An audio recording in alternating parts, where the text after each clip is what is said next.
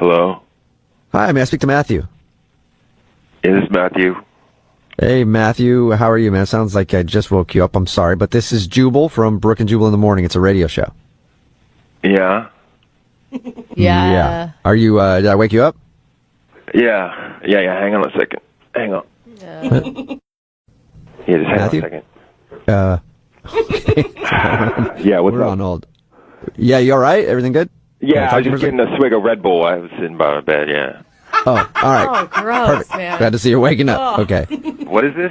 My name is Jubal from Brooke and Jubal in the Morning. We do a segment on our show called The Second Date, and recently you spent the night with a girl named Laura.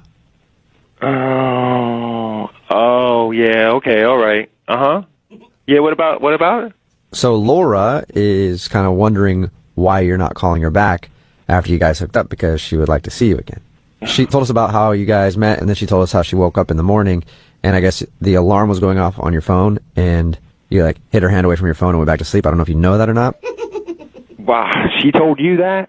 Uh-huh. Yeah. Can I just ask you, because this is what I think. I think that you were faking sleeping so you didn't have to talk to her in the morning. No, not totally. Not totally. So you were kind of faking sleeping so you didn't have to talk to her? No, I wasn't really faking. I don't really fake stuff, you know? Okay. That's not Okay, really good. my thing. So you were asleep. No, I wasn't asleep totally, no. So can you explain to us at least what that means? So I have this, my alarm. I wake up and it's A Beautiful Day by U2. Do you know that song? Yeah, she actually told us that. She said that she was sound asleep and then your alarm started going off and it was Beautiful Day by U2 and she kept trying to turn it off. Yeah, you know, that's like my Get Up and Bro song, you know? Get up and bro, You know? is that what you just said? Yeah, man, it's like, it's a beautiful day, and it's just a great song. It just gets me going, you know? Okay, so Okay. that's the song that you like to listen to every morning on your alarm. It's like my thing. It's like my thing that I have. So what's the problem? I don't understand Yeah. what the problem is. The problem is she reached over and turned it off. Why is that a problem? Done? Are we done here? Wait. No, not yet. Why is that a problem? Because it's not just an alarm. I listen to that song in the morning. I listen to it all the way through. I sit in bed and I listen to it, and it gets me going. It's my Get Up and Bro song. Okay. Oh, dude. Hey, I feel you, bro. But Wait. why can't you just like let her turn it off because you're trying to sleep and then maybe wake up with her and then turn it on yourself after she leaves? Because that's not how my routine goes. Yeah, but when you invite someone over to your house and they stay the night, they're going to screw up your routine in the morning. Unless part of your routine is just waking up with a different girl every morning. I don't know. Maybe that's part of it. We don't have to talk about that. But look, I wouldn't get up and turn off her Spice Girls song. Why would she be Whatever. listening to Spice Girls in the morning? Whatever, man. Look, I was off all day, and it was her fault. I felt weird. It messed with my head all day. You know what I mean? Like, it's just straight up disrespectful. You know what I mean? Not really. Kind of. Why wouldn't I you mean- tell her? Because I was hungover. Okay. And it's also like, I didn't say anything because that's part of my routine, is I sit there and I listen to the song, and she interrupted it. And it messed up my whole day. But she didn't know that was your boundary. It's my phone. I don't mess with anybody's phone. Do you go and touch people's phones? If it's blaring U2 in my ear for 10 minutes while I'm waking up, yes, I would touch your phone. Then get out and leave if it's bothering you that much. Oh my All God. right. Okay. Well, hey, man, you definitely know what you like, and you don't like somebody turning off your favorite song in the morning. Yeah, you got it out of me. Yeah. Thank you for telling us now. I appreciate that. Now I have to tell you something, and this might screw up your routine a little bit because Laura is actually on the other line listening and wants to talk to you. Hi, Matthew. Are you serious? Oh my God. Man. I just want to know, are you serious? Because I'm just totally confused right now. What? Did you just hear all that? You're saying that because you didn't get to listen to U2, I ruined your entire frickin' day. Listen, Laura, it's a routine. I listen to Beautiful Day by U2 once or twice, all the way through, no talking. Then I get up, I brush my teeth, I have my protein shake, I do some crunches, and I'm ready to go. Okay, that's awfully specific. Yeah, it's a routine. Don't you have a routine, Laura? Don't you do something in the morning? Don't you do yoga or something, or listen to Rihanna or Spice Girls or something? Oh, my God. Well, the first thing I do is turn off the alarm. It turns off by itself when the song is over. And you know what? It's not just an alarm. That's what you don't get. It's a wake up. My wake up went off. Oh, yeah. Yeah. This is stupid. You had a girl in your bed next to you, all right? You can adjust your routine a little for somebody else. You're in someone else's house. You need to respect the traditions of that said house.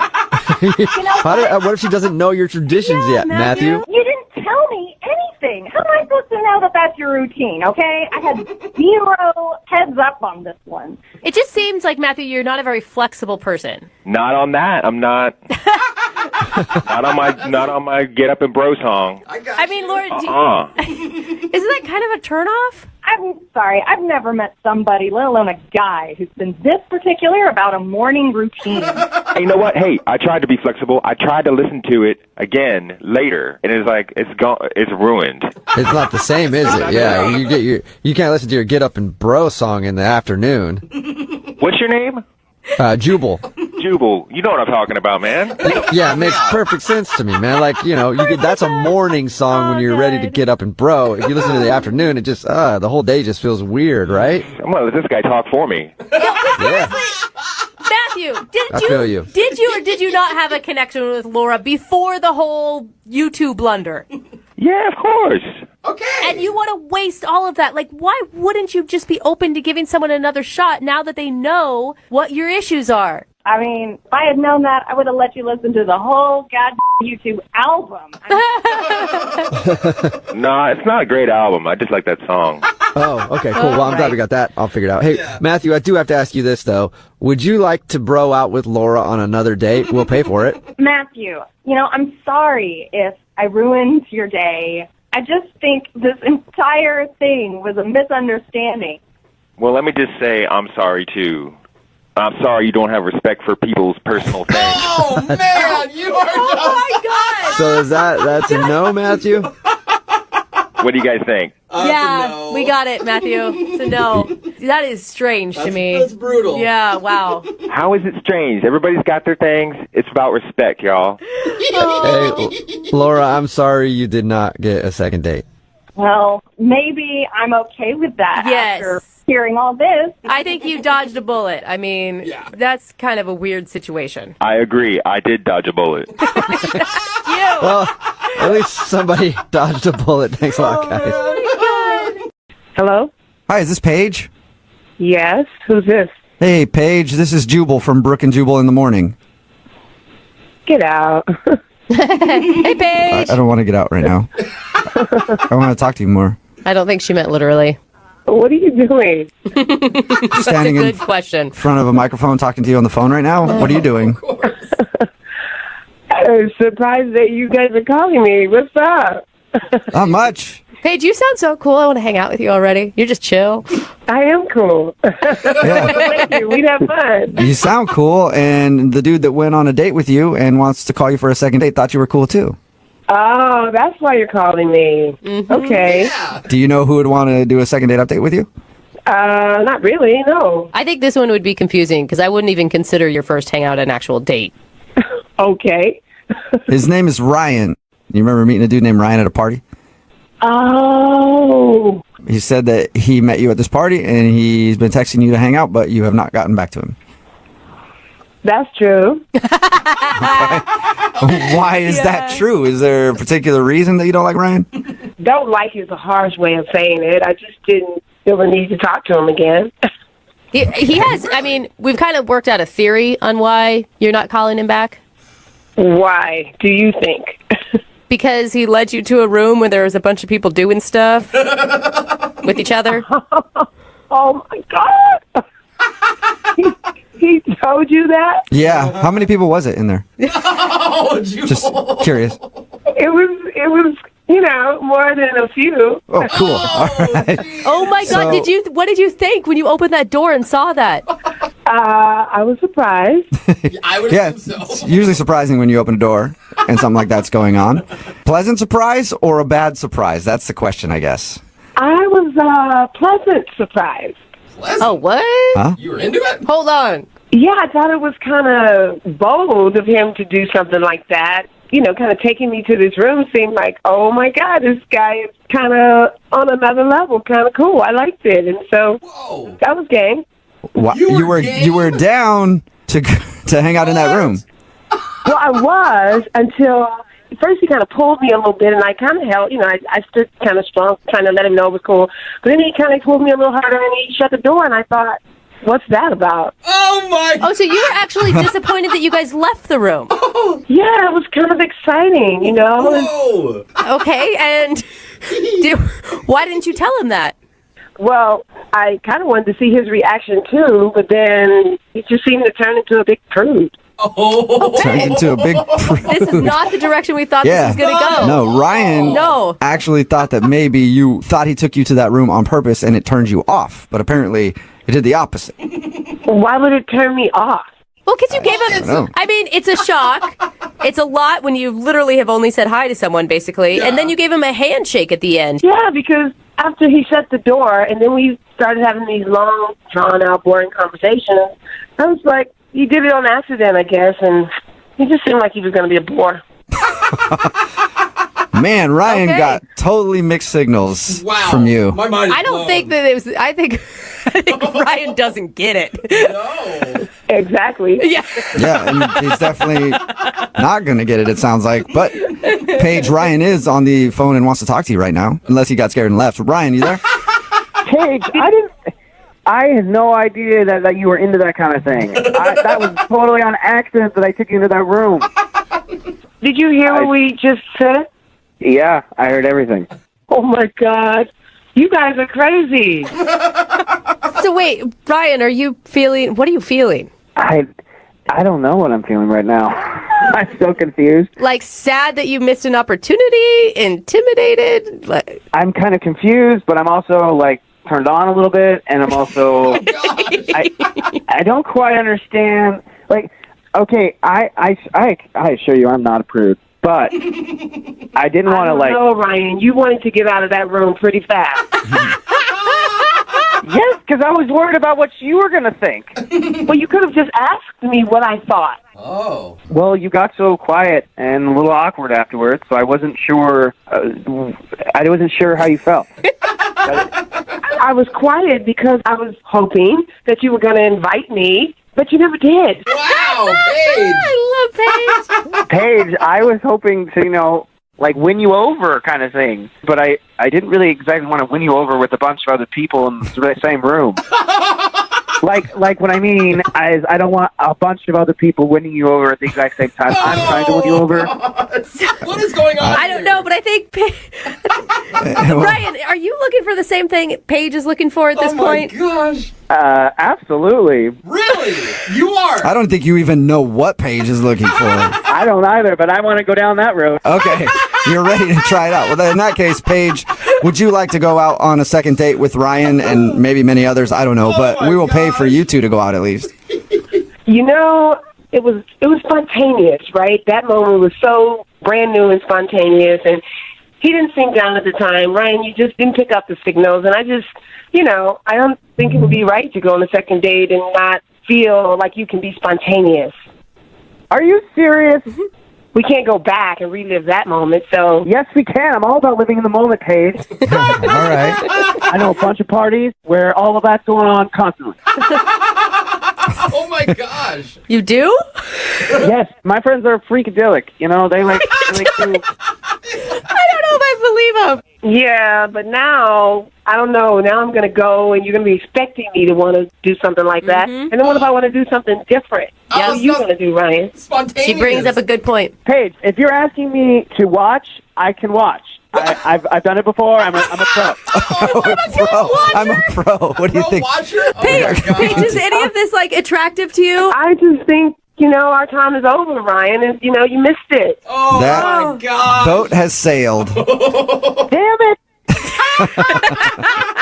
All right, well, Ryan, I'm sorry you didn't get a second date. And Paige, I'm sorry that Ryan didn't seize the moment. And I'm sure you'll find other opportunities, though, if you just keep your eyes open. There's no way that this could be my life.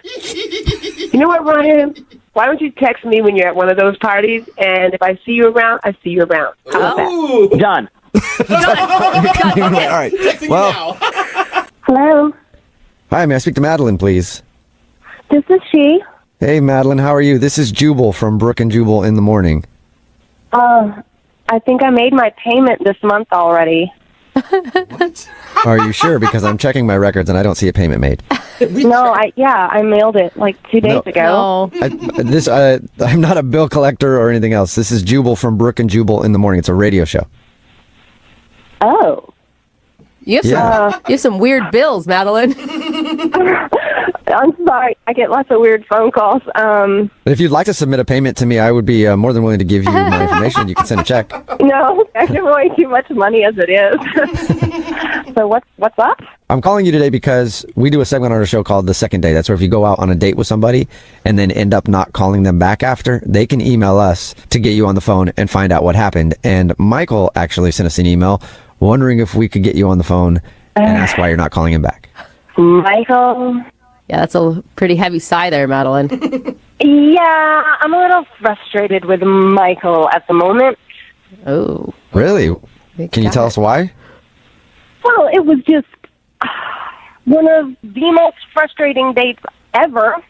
Frustrated?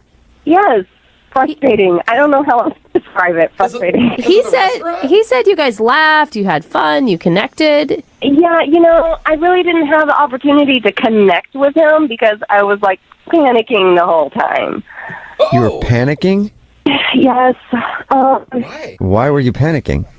So I don't know what he told you, but we went to this restaurant like way on the other side of town, which meant we were in the car for like 45 minutes each way. Okay. And I think you can tell a lot about a person by the way they drive. And Michael is not a very good driver. Like, probably one of the worst drivers I have ever ridden with. Like, Whoa, really? not road rage. Like, I don't mean that, What did he... Yeah, like what? He's just clueless behind the wheel.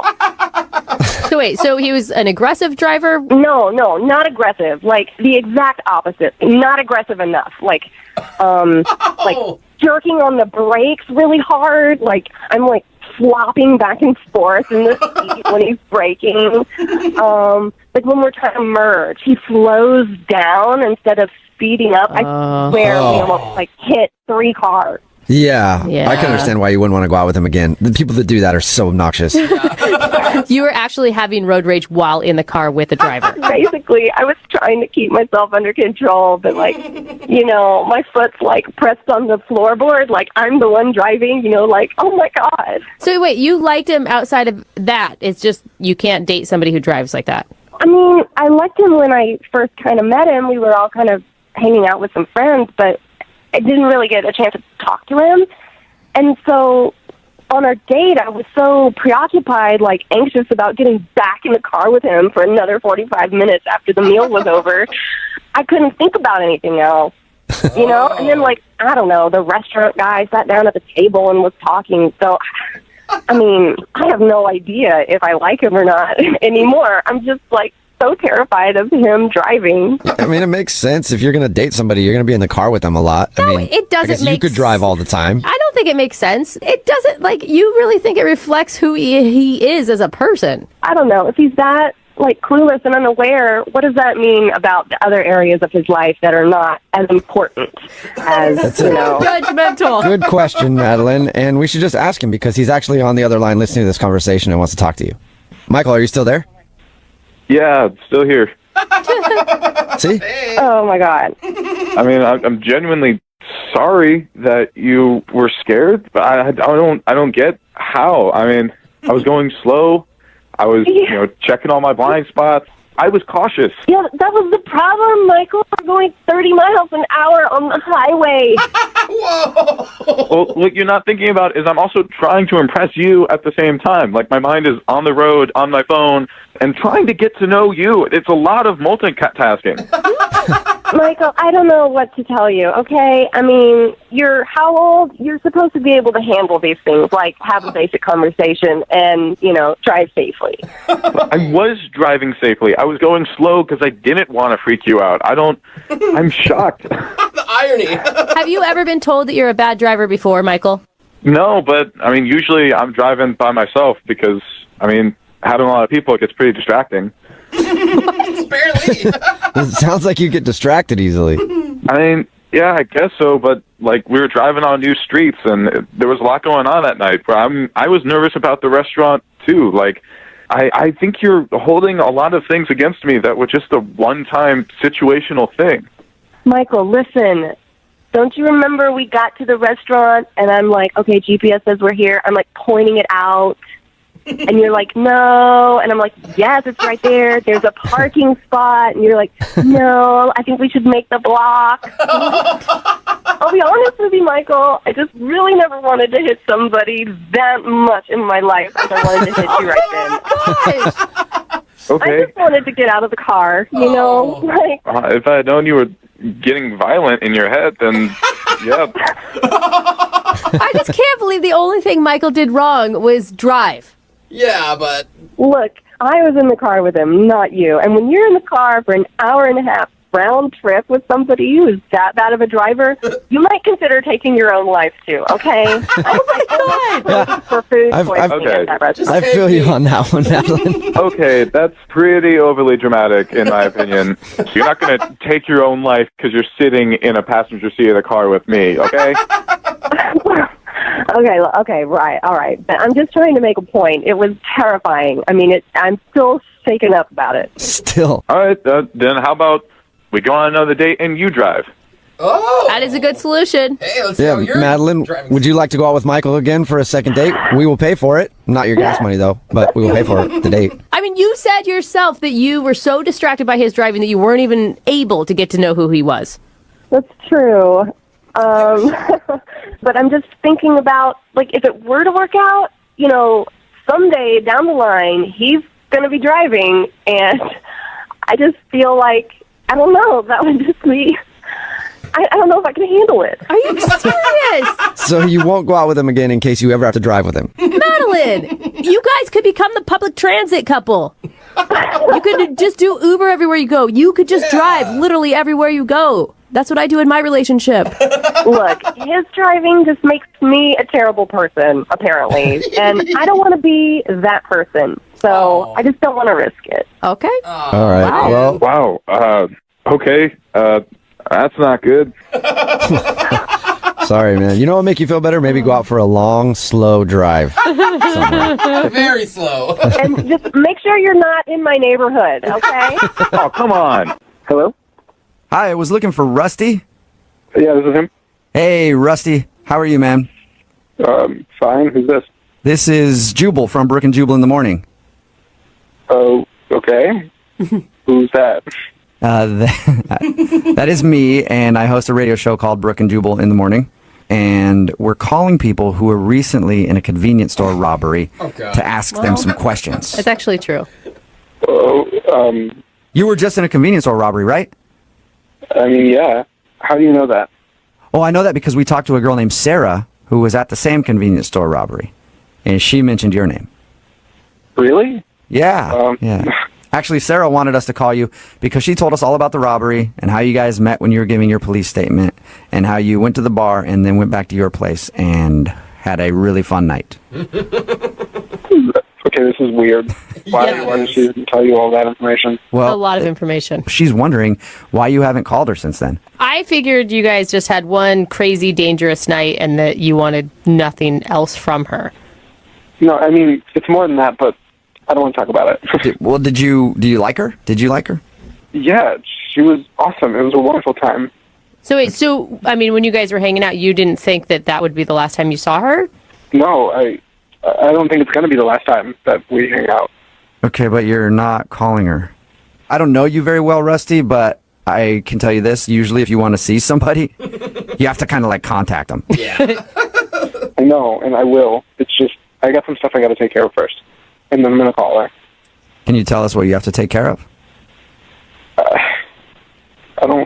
I don't know you guys very well. What do you mean you don't know us very well, dude? We've been on the phone for like 2 minutes. I feel like you're my best friend, Rusty. Look, man, she's really confused. She liked you a lot. She thought you were really funny. And also the other things that you did, she liked too. And so it would help if we could at least tell her why you're not calling her back.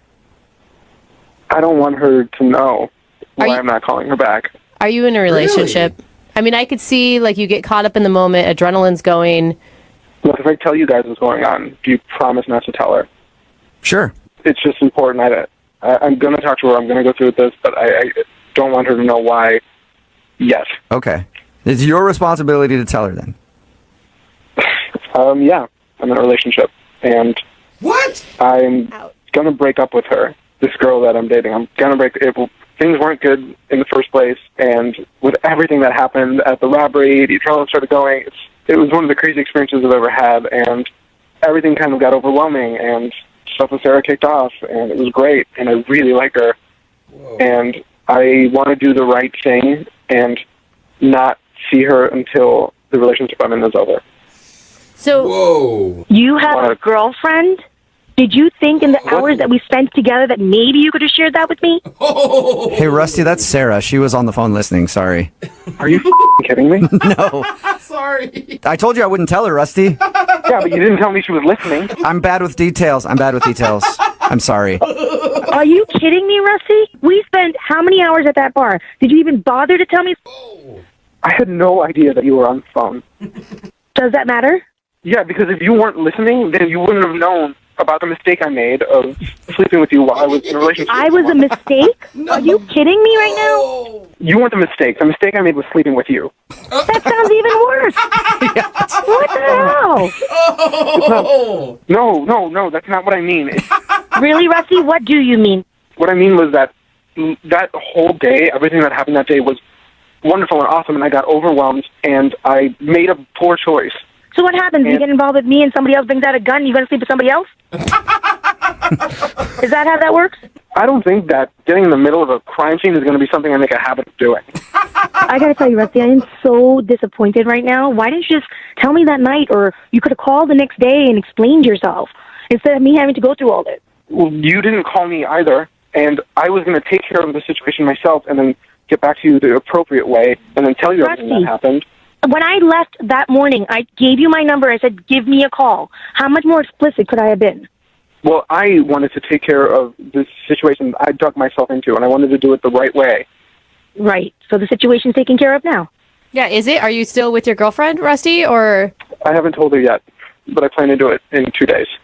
in 2 days? Why 2 days, Rusty? Yeah, do it now. My buddy's going to lend me his car so I could get some stuff out of her place, and I was going to do it all in the same day, and he wasn't available to help me out until a couple days from now, so I was just waiting till then to do it so it could be all taken care of as cleanly and smoothly as possible.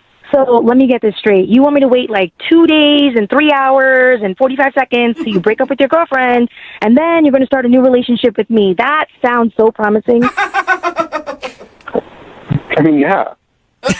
Really? No. I think she was being sarcastic, Rusty. Are you being serious right now, Rusty? Yes, I'm being serious. That was my plan. I can try to... if I can try to speed things up, like 24 hours, I will. You know what I'll do? I'll set my timer right now. How about that? Sarah, I can't believe I'm saying this, but I'm kind of like rooting for Rusty a little bit. We've all been okay. Granted, the sleeping together thing, not cool at all. Cheating, not cool. I get that, but he sounds truly remorseful, and he's not trying to play you, and he's actually trying to now fix it and go back to being honest, I guess.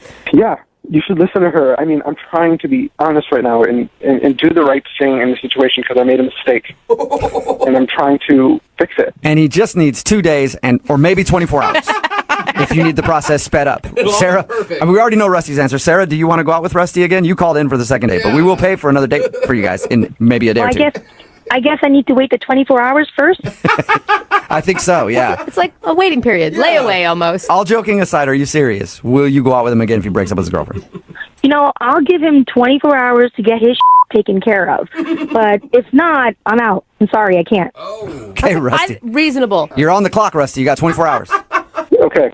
I'm going to call my friend right now and make sure I can get his truck. Okay. All right. Well, good luck. Sarah, sort of a congratulations. We don't know yet. It's a congratulations. You got a second date based on the fact that he can break up with his girlfriend in the next 24 hours. Rusty, get to work. I'll do my best. I know I'm on the clock. Okay. Well, Rusty, if your buddy falls through, you know that there's companies like U-Haul and stuff, right? You don't have to wait for him. Yeah, but that costs money, and this guy is free and reliable. Oh my God! Sounds super reliable. Hello? Hi, can I speak to Deanna, please? This is Dana. Hey, Deanna, how are you? This is Jubal from Brooke and Jubal in the morning. Brooke and Jubal. In the morning. Brooke and Jubal's the first name, last name in the morning. Don't listen to him. What are you calling me about? What's happening? It's Brooke and Jubal in the morning. It's a radio show. And we got an email about you from one of our listeners. About me? Yeah. His name is Mike, and you guys went out on a date the other night. Oh. Why did he email you guys? That was a tone change. Because we do a segment on our show called The Second Date. So Mike had a really great time. He says he thought you had a good time too, but now you're not calling him back. So, well, that's interesting. That's interesting. You don't think that he had a good time? You could say that, yeah. His description of the date is like picture perfect almost. Like you guys were laughing, you're high-fiving, you gave hugs. Oh, that's true. I thought we had a really good time. I had fun, but apparently he didn't have, good enough time. Why do you say that? I mean, how much do you guys know? Well, we know that you guys went to a bar and then played a game where you would guess people's occupations and stuff. Then went and talked to people and found out if you were right. Yeah. That's pretty much all he told us. Was it the poor joke? He told us about the poor joke, how he tried to make fun of somebody and it didn't really work very well. No. The whole thing was us judging people. That was fine. Okay, so you're into that. All right. Yeah, I mean, I was even joking about somebody saying that they were probably a professional, like, hamburger eater or something. So, we were just joking. It was all in good fun. It was fine. Okay, so if that didn't bother you, then why don't you think he had a good time? Okay, so did he tell you, like, we made some friends? He told us that you guys talked to a lot of people, yeah. Yeah, there was this one group in particular that, like, we kind of ended the evening with. We were sitting at the table and, like, you know, having drinks and having laughs, and, like, we got along really well. Okay, all that sounds good. Like, you haven't told me anything that sounds bad yet. So the point is, I had to work in the morning, he had to work in the morning, so it was time to go. You know, we give each other a hug, we say, you know, had a great time, like to see each other again. And at this point, you think that you guys are going to go out again? I thought so, yeah. So we say goodbye. And I get home, and one of the girls from the table sent me a friend request on Facebook. So, you know, I accepted her friend request. And, like, I had not been home that long, and she sent me a message on Facebook saying that she's like, I don't know if you know, but this guy that you were in with is back at the bar. And he was, like, she told me, she's there, like, in real time, like, telling me, like, what's going on with this guy, that he's, like, at the bar, like, flirting with other girls. When he told me he was going to go home. So he... Oh, man. Yeah. Didn't go home. Yeah, but in the same vein, you guys, I mean, it's one date. It's not like you're in a relationship. He has no reason to be... But I'm just saying, it's kind of weird for him to say goodbye to me and go back into the bar where we just had a date, and he's hitting on other girls. Yeah, I mean, I guess I could see that. I'm still on the fence. Is that weird? I would say that's weird. Like, he said he was going home. He lied. Obviously, he's not that into me, and I'm just not into that. Okay, well, he said that he was into you. Well, it seems otherwise. Okay, well, maybe you want to ask him because he's actually on the other line listening to this conversation and wants to talk to you. Are you serious? Yep. Mike, are you there or have you called another radio show already? No, come on, guys. Yeah, I'm here. Hi, Deanna. Hi, Mike. Look, there's a completely reasonable explanation to all of this. Okay. I came with a jacket, and when we walked out of the bar, I left it in there. So I went back in to get my jacket. Okay. So you're saying you forgot your jacket and then you accidentally started flirting with other women? No, I'm saying that I don't get to, like, have a lot of nights where I get to, like, socialize. I don't go out a lot. And so when I went back in to get the jacket, I went back to the table that we had been hanging out with, and I just, like, stayed and I hung out with them, and I had a good time. I wasn't hitting on other girls. Oh. Really? So why would this girl tell me that you were? I have absolutely no idea. I wasn't even talking to her. I was talking to, like, the other guys at the table more than her. She has no reason to send you that. Like, that's way out of line. So you're just telling me that she just made it up? That she just decided to tell me, just make up that you were flirting with other women? Why? What would she do that for? Why would she tell me that? Look, yes, were there other women at the bar that I spoke to? Yeah. Was I hitting on them? No, like, not at all. I hear you. It just seems different than what I heard, and it just felt really really crappy, you know? Like, I had a good time with you. Okay, if you're asking me if I am banging anyone that we met, Wait, that's the word that you jumped to? Mike. I think she said flirting. Yeah. Jesus. You went from 0 to 100. well, I just thought, like, let's put all our cards on the table, you know? Yeah, put it out there, Wow, Mike. you did. You put them all out there. Yes, dude. Yeah, Mike, I didn't say you were banging other people. I mean, I just got like I feel like I'm being accused here. Yeah, but she said flirting, Mike. Yeah, well. Yeah. Well, call a spade a spade. Like I know. I don't know. I had a good time. This is such an intense conversation after a first date. Yeah. Like, Mike sounds like a sketch ball, and I don't know about a sketch ball. Like that's a little bit harsh. no, I agree, but like both of you sound a little crazy on the phone right now to me. It's not my fault. I was brought into this on the radio. Yeah. I was happy to just leave it alone, you know? That's true. I'll give you that. Look, Deanna, I like you. I had a good time, and I obviously wouldn't be calling this radio station to get in touch with you if I was banging somebody else in that bar. Mike, stop it. We get it, Mike. Deanna, would you like to go on a second date with Mike? We will pay for it. Assure you he's not banging anybody else at that bar. Please, Deanna, please go out with me again. Like, I swear on my life, on my brother's life, on my mother's life, on my grandmother's life, that I was only going back into that bar to get my jacket. Wow. You hear that, Wow. Deanna? People will die if Mike's lying. So would you go out with him one more time? I mean, I don't want to hurt his mom. Okay. Yeah. All right. Yay! So that's a yes. So you'll go on a second date with Mike. Sure, yes. Okay. Yes. Sure, yes. Oh, Deanna, that's amazing. Okay. Thank you. I promise you will not regret it. We'll have a great, great time. Okay. But keep the banging talk to a minimum. Awesome. Hello, Hi, can I speak to Veronica? this is she. Hey, Veronica, how are you? This is Jubal from the radio show Brooke and Jubal in the Morning. Oh, hi. Hi. Hi, Veronica. How you doing? I'm good. I'm a little confused why you're calling. Okay, well, let me clear that up for you. We do a segment on our show called The Second Date. That's where if you go out on a date with somebody and then end up not calling them back after, they can email us to get you on the phone and find out what happened. Okay. Okay, and we got an email from a guy named Michael. Michael. Mm-hmm. You And he have told to. us all about your date. Very memorable. Well, the cat guy. Yep. He told us about your date. Oh, He said that he brought along his cats, and it was unfortunate because one of them got sick, and just it made the whole thing kind of disgusting.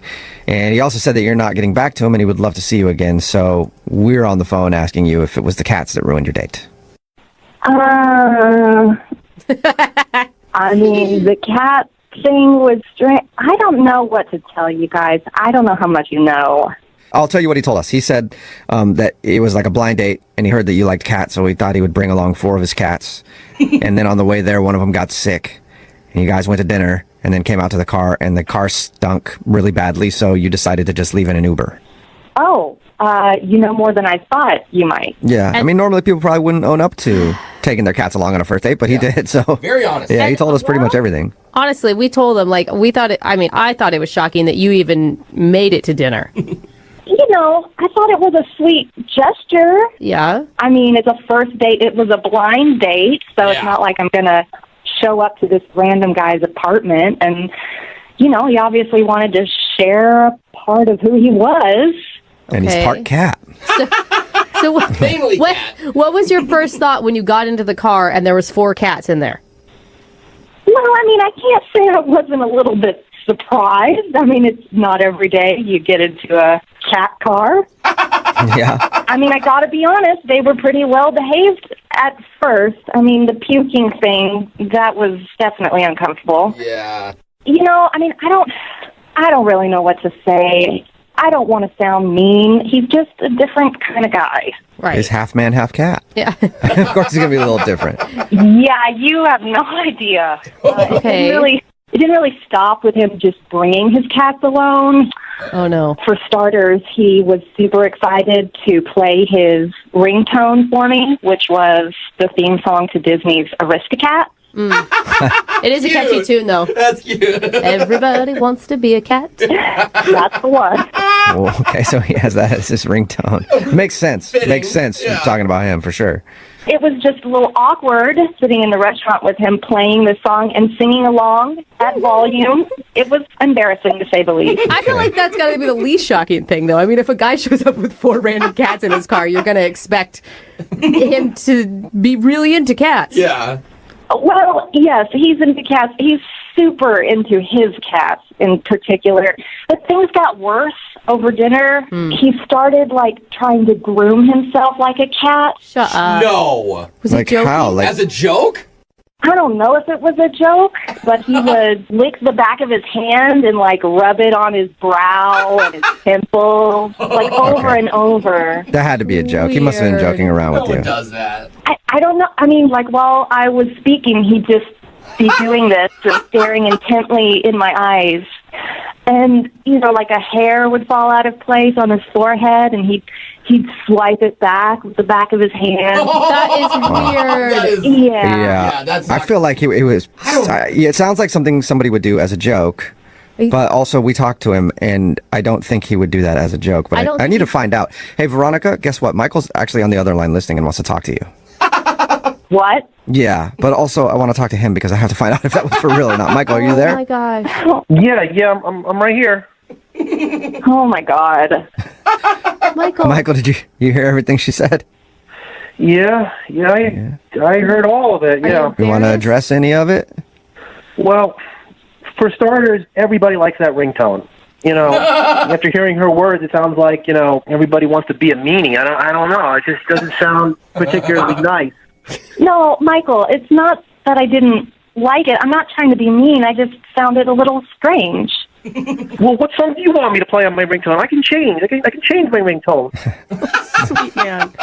Michael, calm down. I don't want you to change, okay? I think it's great that you're your own person. I don't think anybody should change for anybody. Right. Well, the only reason I'm showing you all this stuff is because people told me that you like cats. So I figured you like cats. I bring the cats along. I have my cat ringtone. I thought you were a cat person.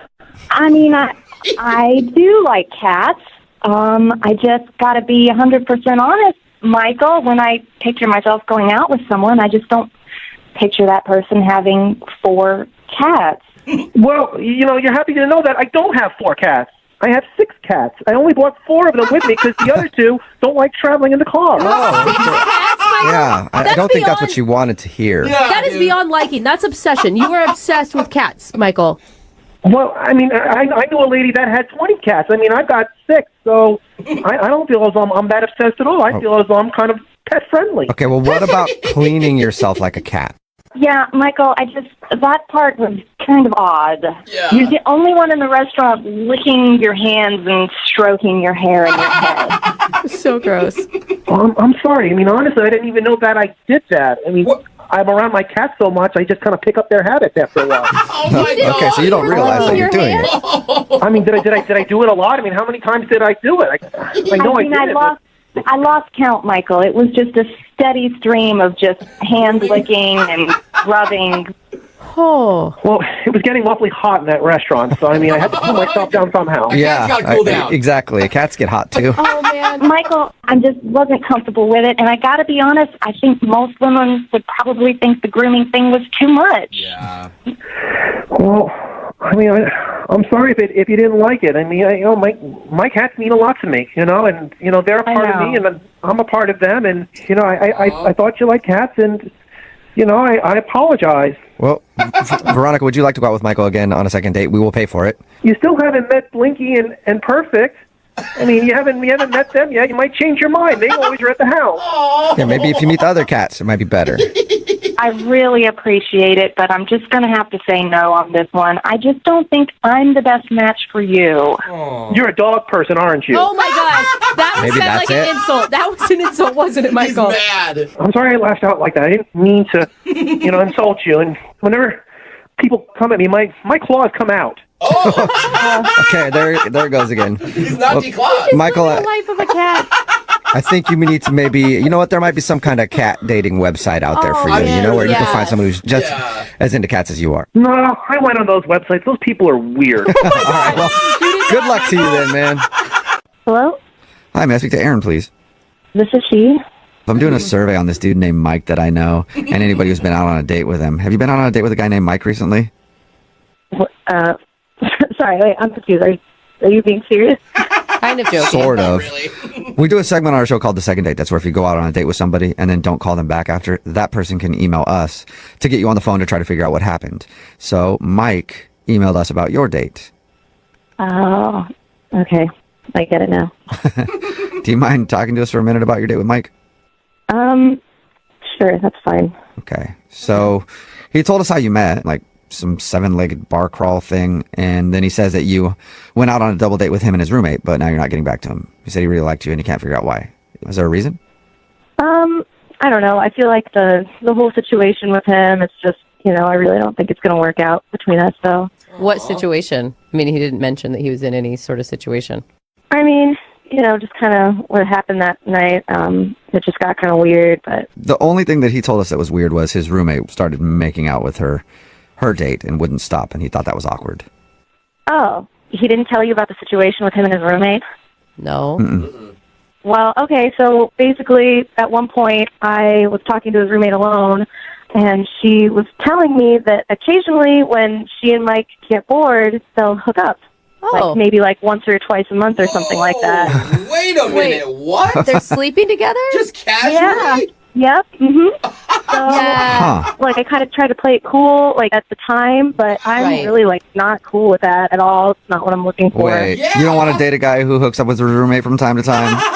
No, and especially not someone he lives with. Yeah. Anyway, so I just kind of the rest of the date. I was kind of okay, just gonna try to sit here and let the time pass and get home. Oh. And there's no way, she wasn't joking, right? There's no way it could have been a joke or something. No, I think she was being very sincere. Oh, wow. Oh my God. Just from what I could tell, yeah. And she was like, "It's not a big deal. It's totally fine. I just want to let you know." How is that not a big deal? Well, Yeah, no. you would think that would be a big deal. Yeah. I think what's Yeah. happening is the roommate likes Mike, and she was trying to sabotage your date with him. Oh. Well, either way, even if she's not the one who has feelings, then they're sleeping together and they live together. So it's kind of I don't really want to get in between that. No. What if she's I mean, he probably wants you to get in between it. That's probably what he's really hoping for.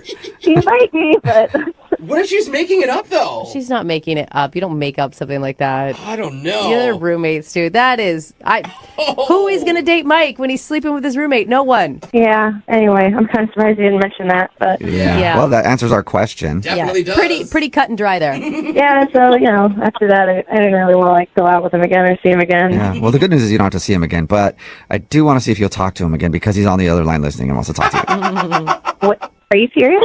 Yes, I am. Mike is on the phone. Yeah, Mike, you still there? Oh my God. Are you Yeah. serious? Hey, I heard all of that. I mean, what's the big deal? I mean, What's the big deal? Are you serious? it's not a big deal. I mean, we're not exclusive. Oh my gosh. I mean, I don't really care if you're not exclusive, but you're the girl you live with, your I mean, roommate. Only once in a blue moon, and it's purely physical. You know what I mean? So, we're not exclusive, and I don't know why this is a big deal. For real. You don't know why that's an issue. You're sleeping with somebody that you live with. No, I mean, are you trying to pressure me to be your boyfriend? Is that what you want? Oh my God. All women always trying to ruin your life right away. No. I mean, it seems like you're trying to pressure me to not see other ladies. What? No, you can go ahead and see other ladies. I'm looking for someone who doesn't have your situation going on. Yeah. I mean, Mike, think about it. How could she ever trust you if you guys did start a relationship? Yeah. I mean, my roommates dates are cool with it. I don't see how you wouldn't be cool with it. Well, it's just what if you're just sitting around and say we're starting to get serious, but one day, what if I'm out of town and you just get really bored and you hook up with her and what then? It just then. Well, if that did happen, I'd tell you. I'd be honest about it.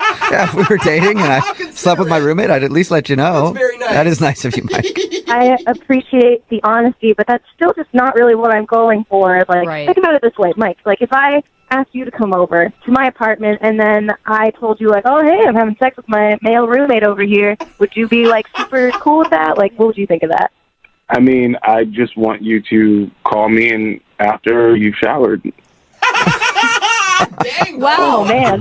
That is. I mean, I'm just saying, we should be allowed to date other people. Why do you care who I date? We're not exclusive. Do we sit down and have a conversation and say, hey, I'm your boyfriend. You're my girlfriend. Like that. We did not have that conversation. Obviously, we haven't had that kind of conversation, and it's different too when the person that you're like seeing just lives just 10 feet away from you all the time. I mean, that just makes it even weirder. Like I can't. It's just not something I'm into. Mike, why aren't you just dating your roommate?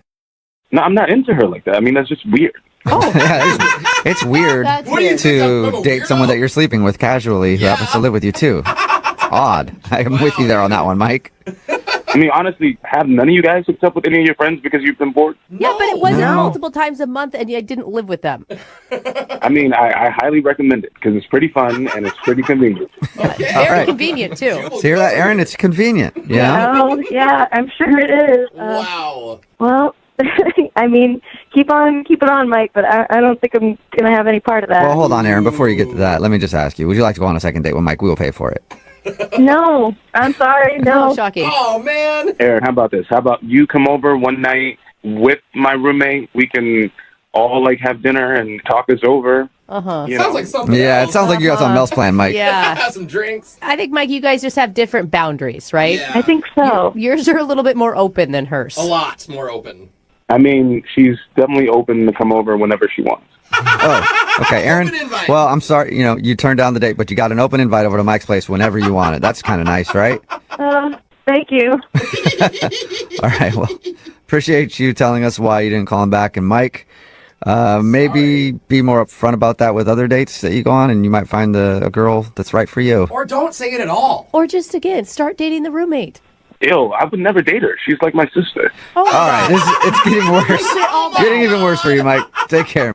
Hello? Hi, is this Madeline? Yes? Hey, Madeline, how are you? This is Jubal from the radio show Brooke and Jubal in the Morning. Okay. Okay. How you doing? I'm okay. What's this about? Oh, that's a good question. Yeah. I'm calling you today because we got an email into our show about you. What? Why? Another good question. You're full of good questions, Madeline.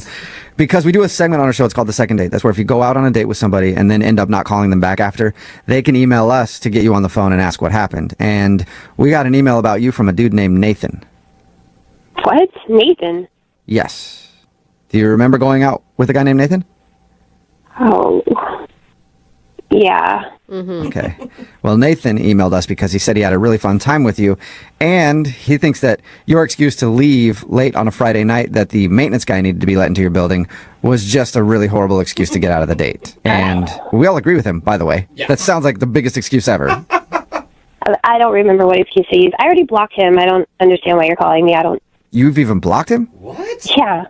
Why? He said that you guys went back to his apartment. Was there something creepy in there? It just freaked me out. It was just really weird. Can you tell us what was weird? I just got this really bad vibe when I walked in. The place was just super clean. Like, it was just weird. I got a really bad vibe and creepy feeling. Was there like something specific? Because super clean, and he sounds like a nice guy who didn't want to push you to do anything you weren't ready for on a first date. After an art class. Yeah. I just got this eerie feeling when I walked in. It was like serial killer clean, like sterile clean, like everything wiped out, not a speck of dust. It was just so strange. No guy's apartment's that clean. It's just, So you're saying his place was too clean and it creeped you out? yeah. That's it? He had a clean place, and that's why... No, you got to understand, though, it wasn't just clean. Like, it was like a team of people came and wiped this place clean of fingerprints. It was just weird. And you know, when you just get that feeling inside, it's like something bad happened here. What? I need to go. It made you think what? Do you think he's a serial killer or something? No, I don't know, but I'm just saying it was way too clean, and Something's wrong with that. Maybe he's just, one of those OCD types that really like a clean house. Or maybe he read the decluttering book that everybody reads. And it's not that clean unless you just moved in and took the plastic off of everything. There was nothing out of place. It's like a museum. I think he All sounds right. dreamy. Can he move into my house and improve some things that I've got going on? Go for it. That's on you. Be my guest. I don't want to be anywhere near him. What about on the phone with him? No, I don't even want to talk to him. Oh, that's a shame.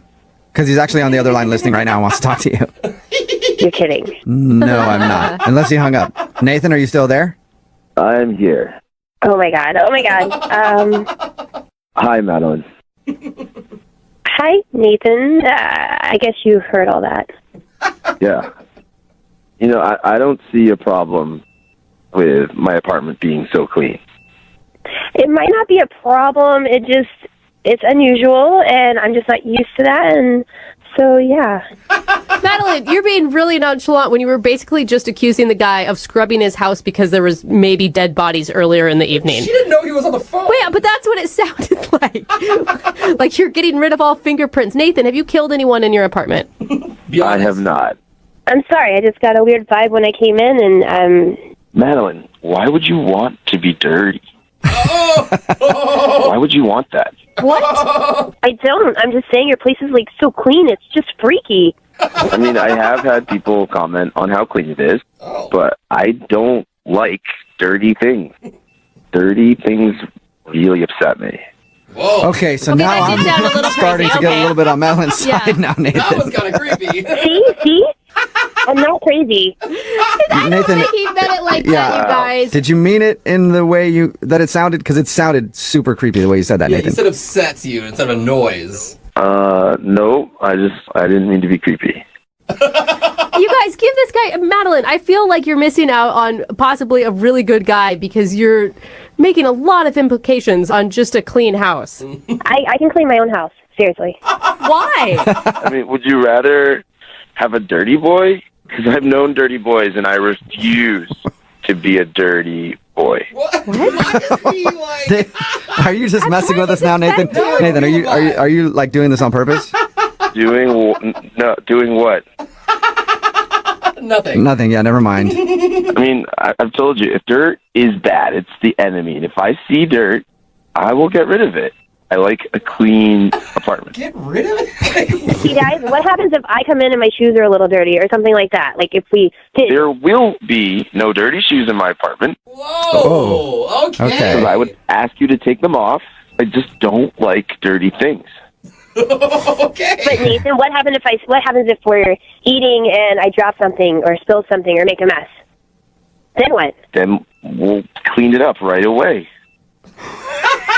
Okay. Are you going to get angry at me? I do not get angry. I just clean the dirt. This is so strange. Huh. Talk about a deep freeze. Yeah, I mean, Nathan, you're obviously passionate about cleaning. Huh. Very. Madeline, listen, if you come over again, I will show you that we can make something dirty together, and then I will clean it up. Okay. Sounds like a great second. Yeah, it does. On that note, I'm just going to ask you, Madeline, would you like to go out with Nathan on a second date? We will pay for it, even if it's cleaning supplies. As tempting as that is, I'm okay to not go. Yeah. You sure? I feel like trusting your gut may not be a bad choice for you. Well, you know, Madeline, I'm really bummed that you'd rather date a dirty boy than me. You're making a mistake. Stop saying dirty boy. All right, Madeline, so take care, because the dirty will be judged. Goodbye. What? Okay, I think you need to do more than just block him. Madeline, are you still there? I'm a little freaked out and scared. I got rid of him with the blocking, and here you guys opened that back up like freaking Pandora's box. He doesn't know anything about you other than your phone numbers and stuff, right? Yeah, he doesn't know anything. He probably doesn't even know my last name. I blocked him on everything. Okay, good. All right. Yeah, you are safe. And I feel sorry for all the dirty boys out there right now because Nathan sounds like he might be fired up to do some cleaning tonight. I hope not. Hello? Hi, may I speak to Taylor, please? Yeah, this is her. Hey, Taylor, how are you? This is Jubal from Brooke and Jubal in the morning. I'm good. Good. Are you familiar with the radio show? I mean, I've heard of it. Cool. Have you ever heard us do something called a second date? No. You haven't? Okay. Well, I'll tell you what it is. Good. It's where if you go out on a date with somebody, right? And then end up not calling them after they email us to see if we can get you on the phone and find out what went wrong. So you recently met a dude and now you're not calling him back and he asked us for help. Oh. Wow. Okay, that's really awkward. I'll say some names to you and you tell me if they ring a bell. Milt. Have you gone out with a Milt lately? What? No. How about Chester? We haven't talked to Chester or Milt. No Chesters, no Milts. What about a Nick? Yes. That'd be the one. Okay. Surprise! Nick. It would be more shocking, actually, if it was Chester. I know. Nick told us about how he met you at that escape room and shared some drinks with you and thought that he was going to see you again, but now you're not calling him back and he's wondering why. Oh, wow. This is very weird. I mean, the way he painted the picture is that you guys had a delightful time together. Yeah, I guess so. That doesn't sound like a ringing endorsement. I suppose it was fine. Was there something that Nick did wrong? No, there's nothing he did. He told us about your friends getting into a fight in the escape room, the boyfriend and girlfriend. Was that the awkward thing that somehow made you not want to go out with him? Oh, he told you about that? Well, he said that a couple of your friends got into an argument, and then the two of you went over to try to help smooth things out. Like you talked to his girlfriend, and he talked to his friend, and then everything was good. That's all he said? Yeah. Yeah, it's just like a really awkward situation. I don't know if I should talk about it. Is it awkward for your friends or for Nick? Mostly for my friends, yeah, Okay. and me. Really? Oh, and you. It was awkward for me. So awkward for everybody, and you know what? Our show specializes in awkward, so I think that you should tell us. I don't know. Well, more importantly than us, how about Nick? Because Nick really wants to know why you're not calling him back. Okay, the thing is, like, I kind of lied to Nick when I was out with him. You lied to him about what? About why our friends were fighting. Well, didn't he know why they were fighting? No, he did not. So why were they fighting? Like, for real, not the lie part. Basically, they were fighting because the guy was texting me, and his girlfriend found out about it. Wait, what? We mean like texting you like he was trying to make you his side piece or something? Like, what do you mean? He was just sending me, like, really flirty texts. Whoa. And when you guys were in the escape room? No, it was before this, and I was like, hey, I told my girlfriend, I was like, your boyfriend is texting me, and she just decided to bring it up in the middle of this escape room. What? Oh my God! I have so many questions, but one is why on earth would you ever agree to go into an escape room with a boyfriend who's hitting on you and his girlfriend? I don't. That's a good question. I don't know. It was Yeah. bad. Looking back on it, it's probably not a good idea. No. Yeah, it was a bad decision. So they were arguing about you. Yeah. But what does that have to do with Nick and why you wouldn't be calling Nick back? I just don't want to get in a relationship where our friends are, like, arguing and I'm the cause of it. I just want to stay away from all of it. Oh, it sounds like so much good drama, though, doesn't it? Not for me. I'm kidding. Speaking of good drama, Nick is actually on the phone listening to this conversation and wants to talk to you. What? Are you serious? Yeah, I am, unless he's hung up. Nick, are you there? Yeah. Hey, Taylor. Hello. Hey. How's it going? Fine. This is awkward. Yeah, everything's fine. You knew why they were fighting? And it was all because of you? Yeah, pretty much. Yeah. Why did you feel like you had to lie to me? I feel like we had a good time. Like, I just, like, didn't want to involve you more than you already were involved because it was just so weird. And Nick, don't you think that's a positive thing? I mean, like, for once she was trying to, like, tamp down the drama instead of bring it up. yeah, I guess. It's just still a little suspicious. Yeah. Suspicious? What do you mean suspicious? I don't know. I mean, I don't know how you guys met. Like, are you guys still texting at all? And, like, is it still happening? No, we are not texting. No. Snapchatting? I do not. Using that None of the above. Oh, okay. And you were never texting with him, right? You were just a recipient. Yeah, I in no way encouraged him. Well, how can I know that you're telling the truth about all this? My buddy wouldn't just come on to you for no reason. Like, you would have had to have done something or encouraged it. What? Right? Okay, we're talking about Dan. Of course he would. That guy's a pervert.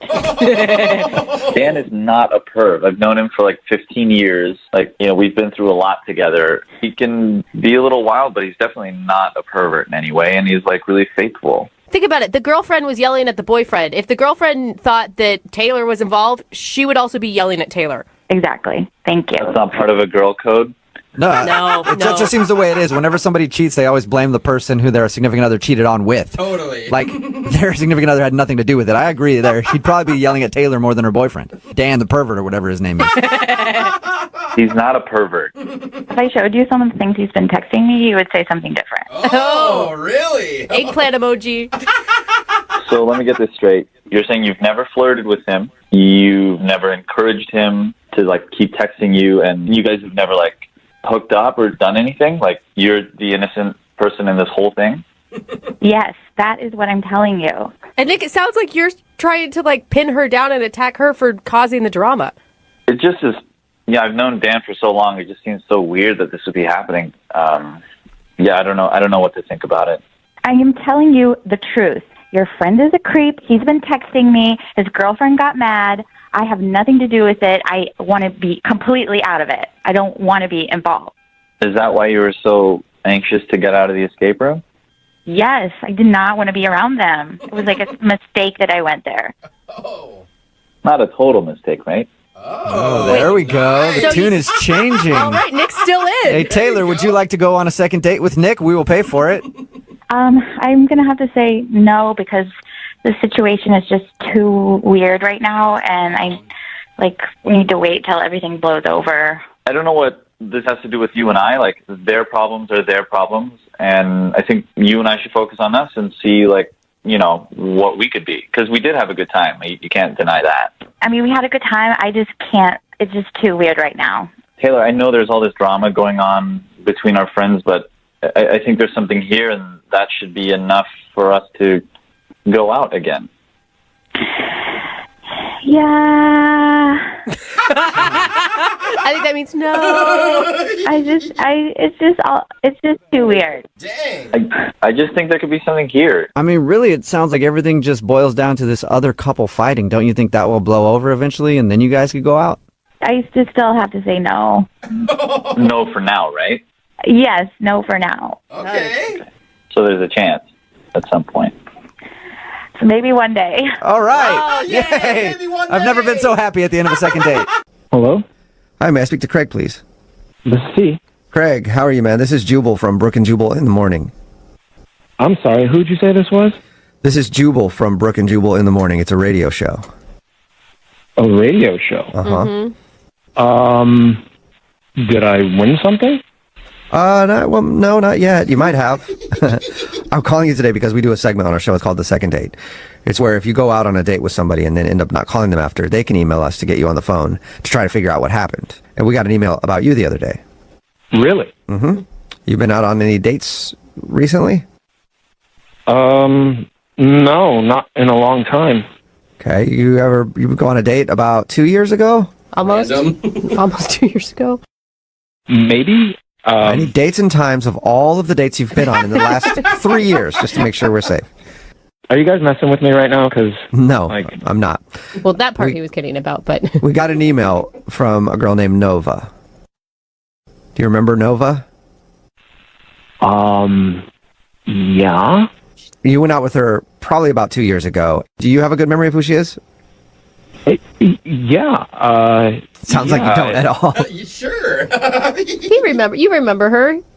I remember Nova, yeah, but I mean, we went out on one date and then she kind of ghosted me. Yeah, she told us that, and she feels bad about that. She's actually thought about you a lot since then, and so she emailed us to see if we could get a hold of you and ask if you'd go out with her again. So, let me get this straight. She emailed you, and now you guys are calling me on her behalf 2 years after we went on our date. Yeah. To ask me out on a date. Yes. A lot can happen in 2 years. You're not, I mean, you said you haven't been on a date in a while, so you're not like, you don't have a girlfriend or anything now, do you? Actually, no, not right now. Okay. So that's good timing. I'm just kind of curious as to, like, why she's calling me now. Because, like, I tried calling her. Were you mad after she ghosted you? Yeah, I mean, I wasn't happy about it. I thought we had a good time. What she told us is that she just wasn't ready for a relationship, and I mean, I think that maybe it scared her almost a little bit, like that there was potential between you guys. Okay, so it seems a little weird to call somebody up after 2 years. Like, yeah, she thought about me after all that time. It just doesn't. It proves that she's been thinking about you a lot. Yeah. You know what, Craig? Why don't I just let her tell it? Because she's actually on the other line listening and wants to talk to you. Good idea. Are you serious? Yep. Hey, Craig, it's a blast from the past. Nova is on the other line. Nova, are you still there? Yeah. Yep. Hi, Craig. Hey. How are you? I'm okay. How are you? I've been good. I heard you're single now. That's cool. Can I ask, like, why you blew me off in the first place? I know that back then I didn't do the right thing. I really liked you, and I could feel that you really liked me too. And I just felt like I wasn't in a place in my life to give what the relationship could have deserved. Right. I know that I should have at least said something to you, but I just didn't know what to say. And, it was the wrong thing. And I'm sorry. And I was hoping that you would go out with me again. So you didn't feel like it back then, but now you do feel like it. Right. You know how it is, Craig. Like, you might stop talking to somebody, and then you just get this feeling in your belly, like, oh man, I gotta talk to him.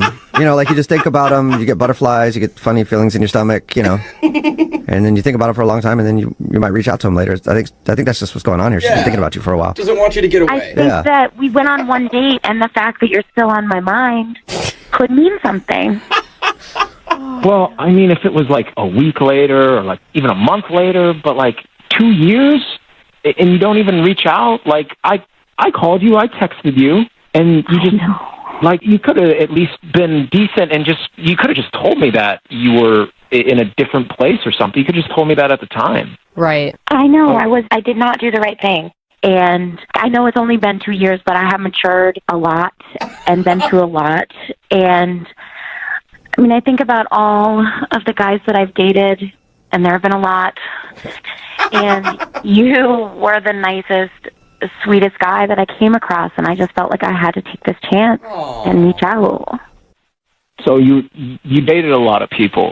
Does that mean like you hooked up with a lot of people? Wait, is that a bad thing, Craig? I mean, you guys weren't dating. I don't know. Like somebody goes out, they start dating a bunch of people, and then they just want to go through the cycle again. Like I don't want to just be somebody that just gets used and disregarded. You don't want to be like a booty call every 2 years? 2-year booty call? Yeah. If it helps, it's been over a year since I've dated. And Craig, I mean, you got to give her credit. She admits that she handled the situation wrong. Mm-hmm. She didn't try to play you and bring you down a path and then dump you. Like, you got to have some respect for her there. I mean, I know it sucks to be ghosted, but she's owning up to it. Yeah, is there a problem? Are you seeing somebody else, or? I mean, honestly, no, I'm not seeing anybody. I was dating somebody for a little bit, but we broke up a couple of months ago, so, I'd be interested in catching up and seeing what's been going on, over this last year with you. Oh, you would? Good. That's good. Okay, well, Craig, I'll officially ask then, would you go on a second date with Nova? We will pay for it. Just the date. Yeah. Just the date. Yay. I mean, yeah, we did have a connection that night, I felt, so I would be interested in seeing you again and see if it's still there. Who knows? Maybe this one could end up like your last one back at your place. Yeah. Wait, hang on a sec. I never told you guys that she ended up coming back to my place. Did she tell you that? Yeah, she told us that.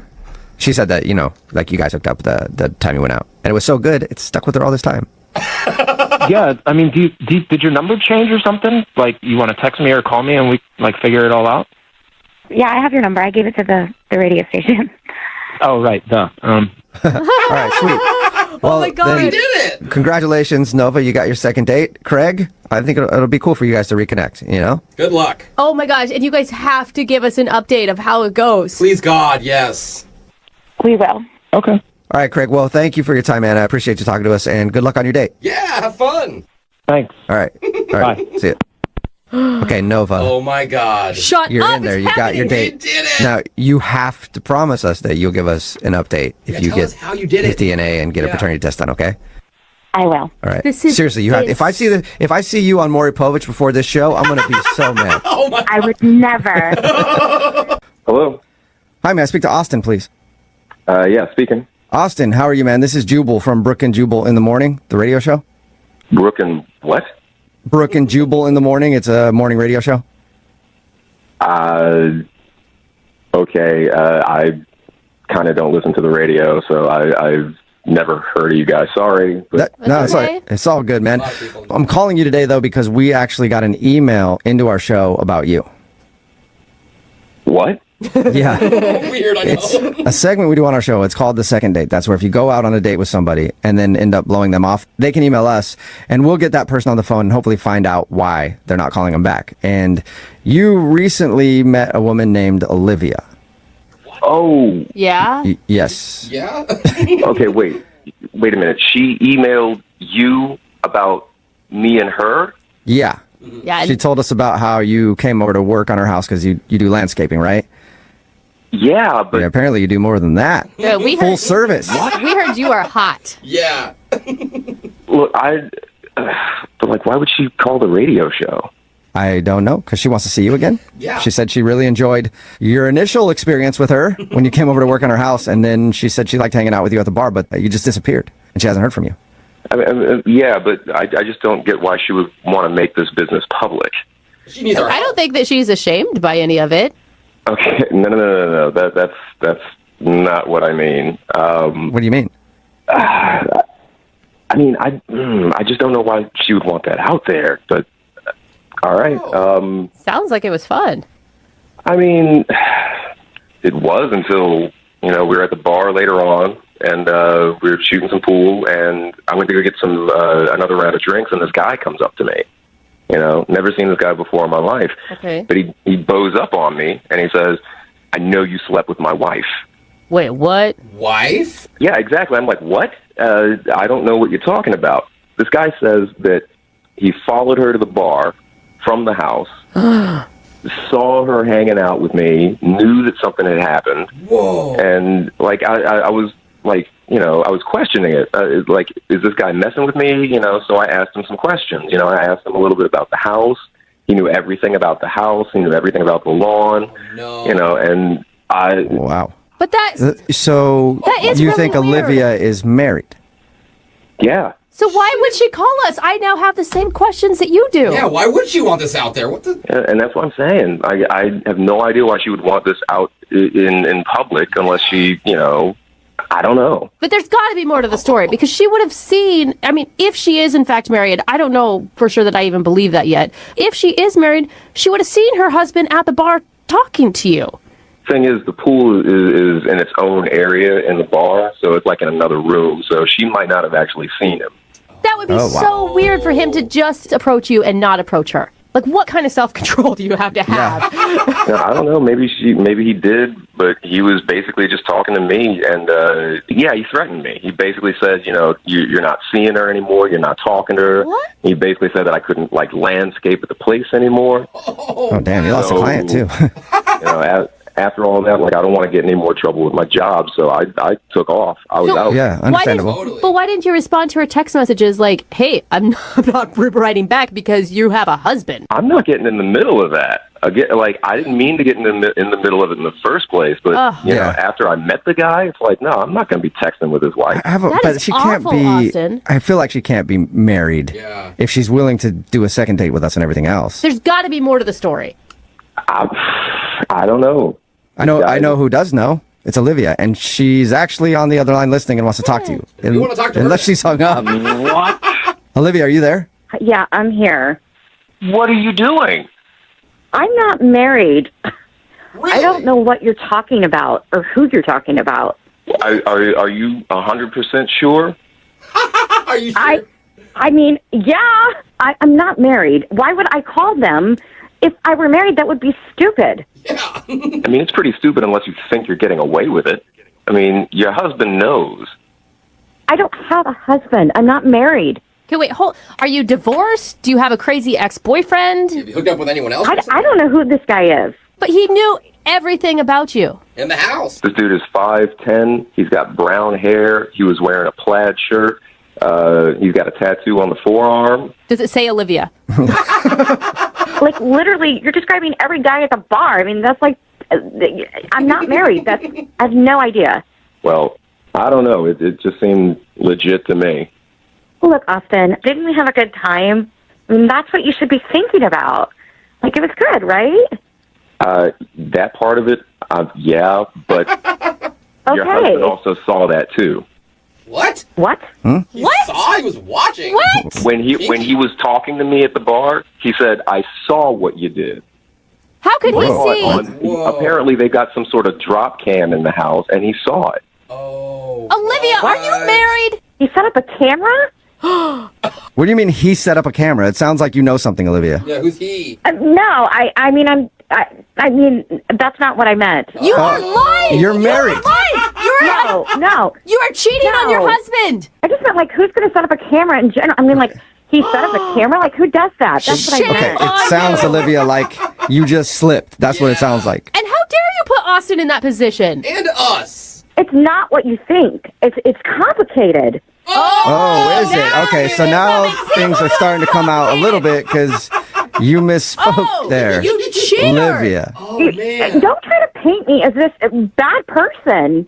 You don't know me. Okay, but we don't know you. Yeah, but because we thought you were like just single, living in a house, hooking up with the landscaper, and we find out that you have a husband. You have no idea what my life is like, and it's complicated. There's more to the story. Well, don't bring other people into your mess. Keep your mess to yourself if it's that complicated. You know what? If you were in my shoes, you would have done the same thing. Okay, so now you're admitting it.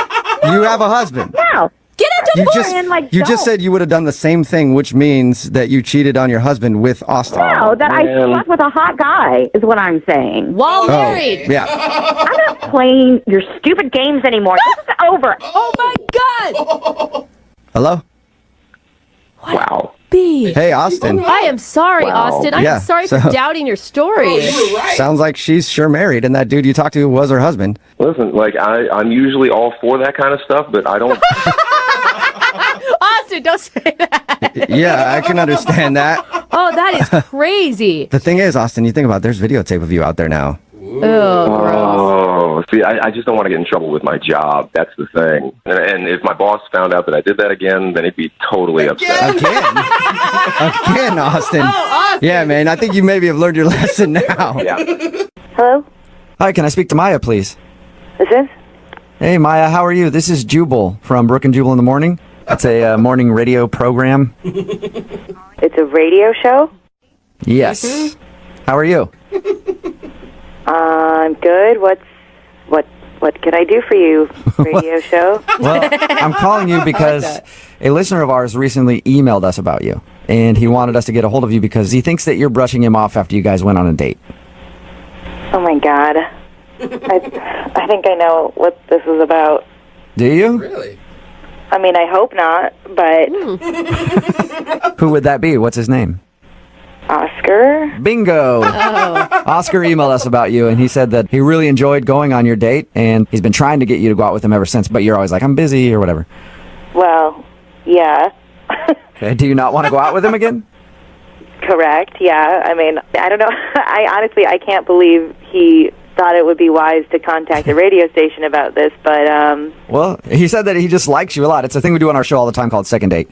So let me ask you, was it weird actually meeting a guy off of Xbox Live? I hadn't met anybody through Xbox Live before, so I mean, like, I feel like it's just as weird as anything else, but you know, it was a public place.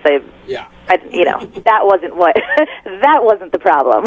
What was the problem? So he's dropping me off at the end of the night.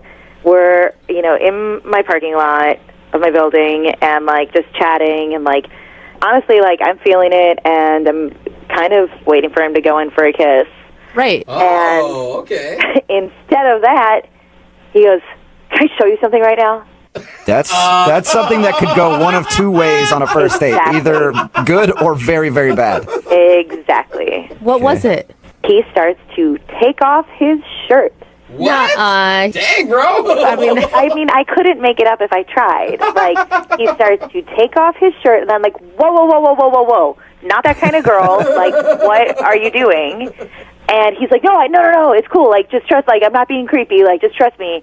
And shows me on his arm this huge Iron Throne tattoo from Game of Thrones. Wow. Okay, so like that iconic Game of Thrones chair like thing. The Iron Throne. Okay. Okay.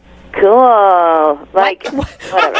Why couldn't he just roll up his sleeve to show you an arm tattoo? Why did he have to get half naked? Well, just you wait. Because that was just the tip of the iceberg. And then he shows me on his pec, Gollum from Lord of the Rings face. My precious. Okay. Okay, so you turned like off the by that? ugliest character of all time. Yeah. Do you not think that's weird? Like a Gollum tattoo on someone's chest? I don't know. For most people, I would think it was weird, but we talked to him, and the way he was talking about being into Dungeons and Dragons and stuff, I could see him having a tattoo like that. Have you seen Gollum? Yeah, I have. It's one of the ugliest faces. Okay. You're just saying maybe you couldn't want to make, eye contact with... Think about missionary with yeah, that. that's exactly where I was going. I mean, come on. And then that's not even it. We're not even done there. Oh, no. Then he goes, oh, but wait, you haven't even seen the, what did he say? Pièce de résistance. Oh, Whoa. what is that one? That is his entire back, which is the entire cast of Harry Potter. Shut up. Harry Potter back guy? Yes, you may be familiar with the children's novel series Harry Potter. I'm a little familiar. Yeah, I've heard a thing or two about it. Kind of legendary. Yeah, all over my date's back. So yeah, I haven't called him back. Oh. I've been polite to him. I haven't completely blown him off, but I can't see getting frisky with Harry and the crew. But you gotta understand, I mean, from his point of view, you're a girl who's like a 12th level elf. Like, he probably thought that you would be into all of those. I'm also a woman with Okay. All right, so you just couldn't get down with all of the tattoos that he had, the Harry Potter tattoo, the Game of Thrones tattoo, and the Lord of the Rings tattoo. and busting them out on the first date in the car. Hey, Maya, thank you for being honest. I appreciate it. Now I feel like I have to be honest with you about something. Okay. Oscar is actually on the line listening and wants to talk to you. No! Are you kidding me? Sorry. No, I'm not. Oh my god! I had no idea that was going to freak you out. Oh, I'm sorry. I didn't mean to make fun of you on the radio. Well, in hindsight, I could see how taking my shirt off in the car could have been weird. In hindsight. Well, and it's not only that. I mean, it's like all the tattoos, like Gollum on your pec. Like, that's a lot. That's a lot. Well, I mean, they're not all... on first date. I do have a lot of tattoos, and I felt like, I don't know, we were having such a good rapport, I thought the Game of Thrones thing might impress you a little bit. I don't know. But I don't have just nerdy ones. I've got, like, a Thor tattoo, too. That's pretty badass. I like how that's a badass one. It is. Are you feeling insulted, Oscar? I know, like, it seemed like you were really... I don't know. The implication that the Harry Potter thing was creepy is a little weird to me, because we discussed the books, so I thought you'd be a little more... I mean, like, reading the books and enjoying the books is different than, like, permanently putting the characters of the books on your body. Yeah. I mean, I thought you'd think that my dedication to all the stuff that we liked would be a turn-on, you know? And it would show you that I'm not just some geeky guy, that I'm man enough to get, tattoos and not just some ogre. I mean, in hindsight, like, busting out the tattoos is probably more of a second or third date move.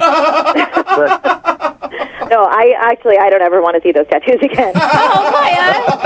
But Maya, you said that you really liked him at one point. I mean, it's only the tattoos that turn you off? It was a weird thing, you guys. You weren't there. Like, the date was cool, and I liked him, but, like, long-term down the road, there's no way I could date a guy with these kind of tattoos for the rest of my life. Why do I get the feeling I'm going to spend my evening researching erase regrettable ruins? Maya, I don't really meet people like you, especially on Xbox Live, and so... I mean, if I got rid of the Gollum one, would that be, Are you actually thinking would that make a difference to you, or I mean, I really, like, we only went out one time, and I don't think you should change who you are for that. Okay. I appreciate the thought, but, like, I mean, I'm sure you're going to find the girl who loves the Gollum man. you. All right, I know what that means. All right. Are you sure, Maya? Hey, Maya, we'll pay for a second date if you go out with him again. We won't pay for the tattoo removal, though. I mean, I think we could probably be great friends. I mean, we really did have a great time, and, like, I'd hang out again. Friend zone, no! Yeah. Oh, my God! Well, Oscar! Hey, Oscar, it's not a successful second date for you, man. I'm sorry. I think I'm going to just pick up my staff and go home. Yeah, you should. Hello? Hi, can I speak to Hannah, please? This is Hannah. Hey, Hannah, how you doing? This is Jubal from Brooke and Jubal in the Morning, the radio show. Okay. How are you today? I'm fine. I'm calling you because we recently got an email from someone who listens to our show asking if we could get you on the phone. Okay. His name is Dave, and you two recently went out on a date. I don't quite understand. It's a segment we do on our show called the Second Date Update, and that's why Dave emailed us. And Dave told us a little bit about your date and how at the end of it he texted you saying you should hang out again, and you told him you never wanted to talk to him again, essentially. That's correct, yes. Do you have a few minutes to talk to us? Because Dave really wants to know what he did wrong. Can you tell us what happened? I kind of thought he would have figured it out by now. Oh, really? So he should know how he screwed up? He really should. Okay, he told us, we talked to him about your date, and he said that everything seemed fine and that you two were hitting it off. And then he says he went to the bathroom and came back, and you seemed very cold and distant, and then the date ended shortly after that. Yes, it did.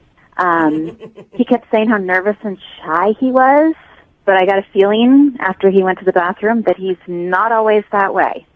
Whoa. What do you What mean? did you was he making like weird noises in there or something? I mean, That would have been even better, but everything was going fine. He'd excuse himself, and as I was sitting there, I got a Snapchat message from him.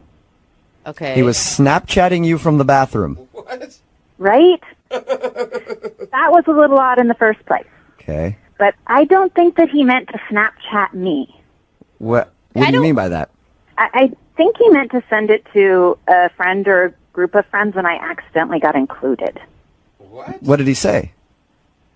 Well, understand I'm sitting at a table in a restaurant, and I open this video, and as it starts playing, there he is with urinals behind him, and he says, "Hey guys, in the middle of this date, and this guy's about to bang his first in years." No, he did not.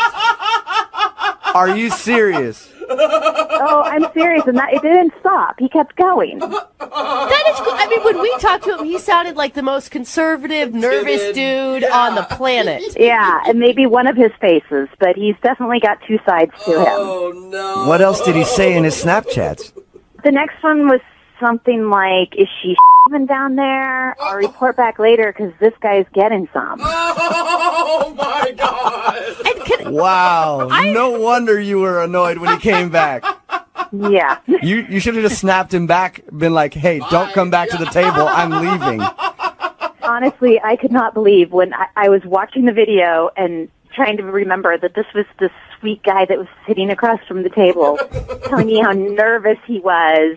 And then I see this video, and I wanted to get up and run. I can't believe you didn't unleash on him when he came back to the table. I was so shocked. I didn't even know what to do. I looked up, and he was walking out. Yeah. Just stabbed him with your butter knife when he came back. Exactly where I would have gone with it. I've never used Snapchat before. Is it that obvious to like make that big of a mistake and not realize you're sending it to someone? Actually, it is because there's a lot of recents, so you can accidentally click on the last person that you. I wonder if that's what he did. Yeah, so who knows how many people he sent that to. So you think it was just like him bragging to his friends about something that he thought was going to happen? I have no idea what would possess anybody to send something like that. I don't think he has any idea that he sent that Snapchat to you. There's no way. Maybe he needs to learn how to use Snapchat better. Maybe. Seriously. I'd love to find out if he knows that he sent that Snapchat to you. Yeah, I don't really care. I don't ever really want to talk to him again. Oh, that's too bad because, Hannah, he's actually on the other line listening right now. Seriously? If he hasn't hung up yet. Yeah. Dave, are you there? Oh, my Dave, you're an idiot. Seriously, you're out on a nice date and you decide to go to the bathroom and call your date a and send out stuff like that to your friends? Honestly. I wasn't being serious. I'm so sorry. You weren't being serious. Well, what did your friends think? What happened? Oh, yeah, I'm going to go out with this guy again, and I'm going to meet your friends who got this video? I don't think so. Come on. I'm so sorry. I did not mean to do that. I'm sure you didn't, but you did. You did do it. Yeah, it's a tough place to come back from when you call your date a and then talk about it if you're going to discover if her nether regions are or not, you know? There's something he will never find out. Yeah. It was just me messaging my friends. It was just boys being boys. I really didn't mean anything by it. Oh, boys being boys, but you obviously sent it to more than just your boys because I got it. Yeah, were you sending it to your whole contact list, Dave? No, I didn't mean to. I meant to just send it to a few friends. Do you always call your dates a when you're talking to your buddies? I mean, God, I think no. that's the real problem here. No, God, no. Yeah. Oh, I was only joking. I haven't been out on a date in 6 years. I wonder why. I really don't. I don't think you're a. It doesn't matter if you're or not. If you are, that's great. Oh my God. I really don't care what you meant or didn't mean. The fact is you said this out. There's nothing you can do to change that. Hannah, I promise if you gave me one chance, I can prove that I'm not that guy. I really am not that guy. You are that guy. I really am. No, I think, Dave, you are that guy because you did it. Unfortunately. But I would still love to ask Hannah if she will go out with Dave on a second date. Hannah, we will pay for it. It's not going to happen, Dave. Not now, not ever. This isn't sexy. I'm over it. Oh, but please, just one more Now, chance. Just stop. Oh my gosh, seriously. All right. Well, Hannah, thank you for your time, and I appreciate you staying on with us and telling us what happened. You're welcome. Also, I would like to answer his question, though, Hannah. And which question is that? The thing. So disgusting. Oh my gosh. You and Dave should get along just fine. All right. I was looking for Denise. This is she. Hey, Denise, how are you? Who is this? Jubal from Brooke and Jubal in the Morning, the radio show. Okay. I've heard of it. Sweet. Awesome. We're taking a survey today. Mm-hmm. Cool. We'll check that down. Any idea why I'm calling you? No. You recently went out with a guy named Kevin. How would you know that? I know that because Kevin actually emailed us and told us a little bit about your date. What? And then asked if we could call you to find out why you don't want to go out with him again. Really? He wrote into you guys. Yeah, he emailed us. It's a segment we do on our show. We do it all the time. It's called a second date update. There are a lot of reasons why I don't want to go out with him again. Really? A lot of reasons? I want to hear at least a couple. Let's start with the beginning. He said that he thought you might not be calling him back because his car was like in the shop and you had to come pick him up. Yeah, I mean, it worked out. Like, I have a car. It was fine. I understand when people get in, like, accidents. Like, obviously, he didn't plan for that. Yeah. Hopefully, it's not, like, a thing that happens all the time, because then that's, like, a whole nother issue. Right. But what else did he tell you about the date? He said that you guys had dinner, shared dessert, and then you drove him back to his place. Yeah. And he tried to get a kiss, and you were just like, nope. No way. No way. See, and I thought that was mixed signals because you ordered dessert, which usually indicates you're having a good time and you want it to last longer. No, I just like dessert. Oh, okay. So you can sacrifice hanging out with a dude you're not that into for some chocolate. I get that. All right, so he wasn't so terrible that you couldn't eat dessert with him, is what you're saying. I could handle a couple more minutes. Okay. So what didn't you like about him then? It all sort of started when I picked him up. I was okay with picking him up, but when he got in the car, you know, I could just tell that he was really frazzled. And I get it. He was just in a car accident, calling his insurance. Like, I totally am a human, and I understand that, like, that's really stressful. But when he got in the car, he said he was tired, and I was like, do you want me to take you home? But he just said no, and he just asked if we drove to the restaurant in silence because he was just going to take a little micro nap. Are you serious? He slept in the car while you drove to the restaurant? Yeah, I was like, you know what? It's when, like, fine, turn on the radio, like, let him zone out. Oh my God. Totally get that. Then he actually closed his eyes, said, like, thanks, like, we'll catch up when we get to the restaurant. Shut up. I could not. What was going through your head when you're driving in the car with this sleeping stranger sitting next to you? It was, like, just really bizarre. Did he ever address it? Like, apologize? Like, hey, I'm sorry that I took a nap. No. In fact, when we got to the restaurant, I put the car in park, and he just snapped right awake. And it was like, oh, here we are. And, I mean, it was so weird. Like, he just was like this brand new, refreshed person after this 10-minute car ride and this little nap that he took. That's all the guy needed was a nap. Yeah, it's back to a little power nap, and then you're good. Yeah, I mean, we were having such a good time. Like, really nice, easy conversation. And then we ordered dessert, and right after we ordered, he said, I'm going to take a little nap again. What? At the table? At the table. Is he? Was he joking with you at that point? No, so I asked him if he was joking, and he said he wasn't. And before he even finished that sentence, he was curled up in a little ball in the booth in the back of the restaurant. Oh my God! Like he actually curled up in a ball in the booth? Laid down. Pretty much. I mean, he wasn't sucking his thumb, but he was getting very comfortable. And he wasn't kicked out of the restaurant? I've done that a lot drunk, and they kick you out. Yeah, that's probably because of the drunk part, Jubal. Oh, maybe. Okay. Yeah, not the sleeping part. How long was he asleep for? Like 15 minutes. Wait, so again, it was like they put the plate on the table and he just snapped awake and was like ready to have more conversation, and I was just very confused. So you're sitting there twiddling your thumbs for 15 minutes. Yeah. And then he just goes back into talking about whatever you guys left off on? It was incredible. I have never heard or seen of, this ability to nap anywhere, but it happened on my date, and I don't know. I know the perfect way to figure it out, Denise. What's that? Why don't we just ask him? Because Kevin's actually on the other line listening to this conversation, and he wants to talk to you. Or sleeping through the conversation. I don't... What? Kevin, are you there? Hi, Denise. Yeah, I'm here. Wake up, Kevin! This is not happening. No, it actually is. Denise, I didn't think you'd have such a big problem with napping. You can nap all you want in your room, on a couch, in front of the TV, but like on a first date, in a restaurant, in my car. But they're just micro naps. Like, the date wouldn't have gone so well if I was tired. What? But I asked, in the beginning I said we don't have to do this. Like, I totally, like I knew you were stressed out. I could see it. But we did go on a date. We had a great time on the date. We even had dessert, and I only had 2 naps. So So this is all the time. You take naps like that all the time. Not when you're just stressed out about a car accident. They work really well. I'm actually surprised more people don't do it. I don't know why everybody finds it so funny.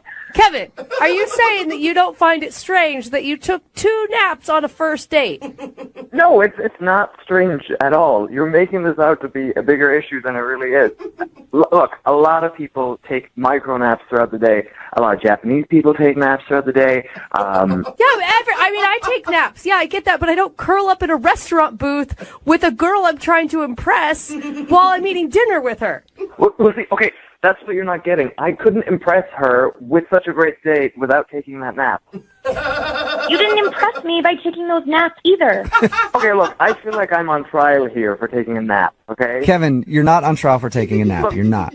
You're on trial for taking 2 naps. Yeah. On your first date. It is kind of strange. Look, I've listened to you on the radio, and you are kind of strange, so why is this my problem? That is very true. Very true. I'm still confused. Do you have like a sleeping disorder or something, Kevin? Yeah. It's not a sleeping disorder. You take naps throughout the day. It makes you more productive. Michelangelo painted the Sistine Chapel by taking naps, okay? He did? Yeah. Yeah. Okay, Kevin, but I doubt that he took naps while he was on a first date with a girl. That's true. We don't know much about Michelangelo's dating experience. I'm sure if he did have a girl that he was dating, that he would have taken micro naps, and they would have had a great date. I will say, Denise, I mean, despite this odd behavior, which isn't really necessarily bad towards you at all, you had a great time. When he was awake, yeah.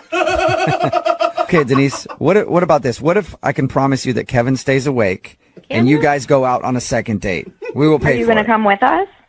No, I don't want to be around Kevin. Okay. But we will pay for a second date if you'll go out with him again. Kevin, can you stay awake? Yes, or we could take a napping date together. Oh, there you go. A little cuddle time. That's an attractive offer, but I think I like to go on dates where people stay awake the whole time and we don't have to worry about someone falling asleep. So I I think you should take a micro nap and make that decision again. I'm okay. I'm okay with my sleep schedule. I'm like a grown woman who stays awake. When Are you the sure, sun's Denise? out. Denise, we could wait for like 10 minutes while you take a nap and sleep on it. Please, would you mind? Just so everyone knows what that feels like. No, I'm good. All right. Well, Denise, thank you very much. Yeah. Kevin, I'm sorry we couldn't get you a second date. It was worth a try. Or maybe warn people about your micronaps. Let them know Mhm. what you're doing first.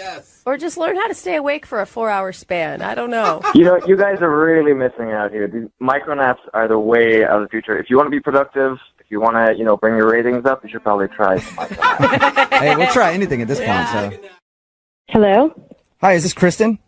Jubal from Brooke and Jubal in the Morning? It's a radio show. A radio show? What do you mean? I mean, like a lot of cars have them, and you can hear them That's not his in restaurants and question. stuff, and then we do a show that comes out of the radio, and you can hear it. Okay. It's on the FM dial. Sorry. What does this concern? This concerns an email that we got about you. You got an email about me. What was the email about? Well, it was from a girl named Jackie that you recently went out with on a date. Jackie sent you an email? Mhm.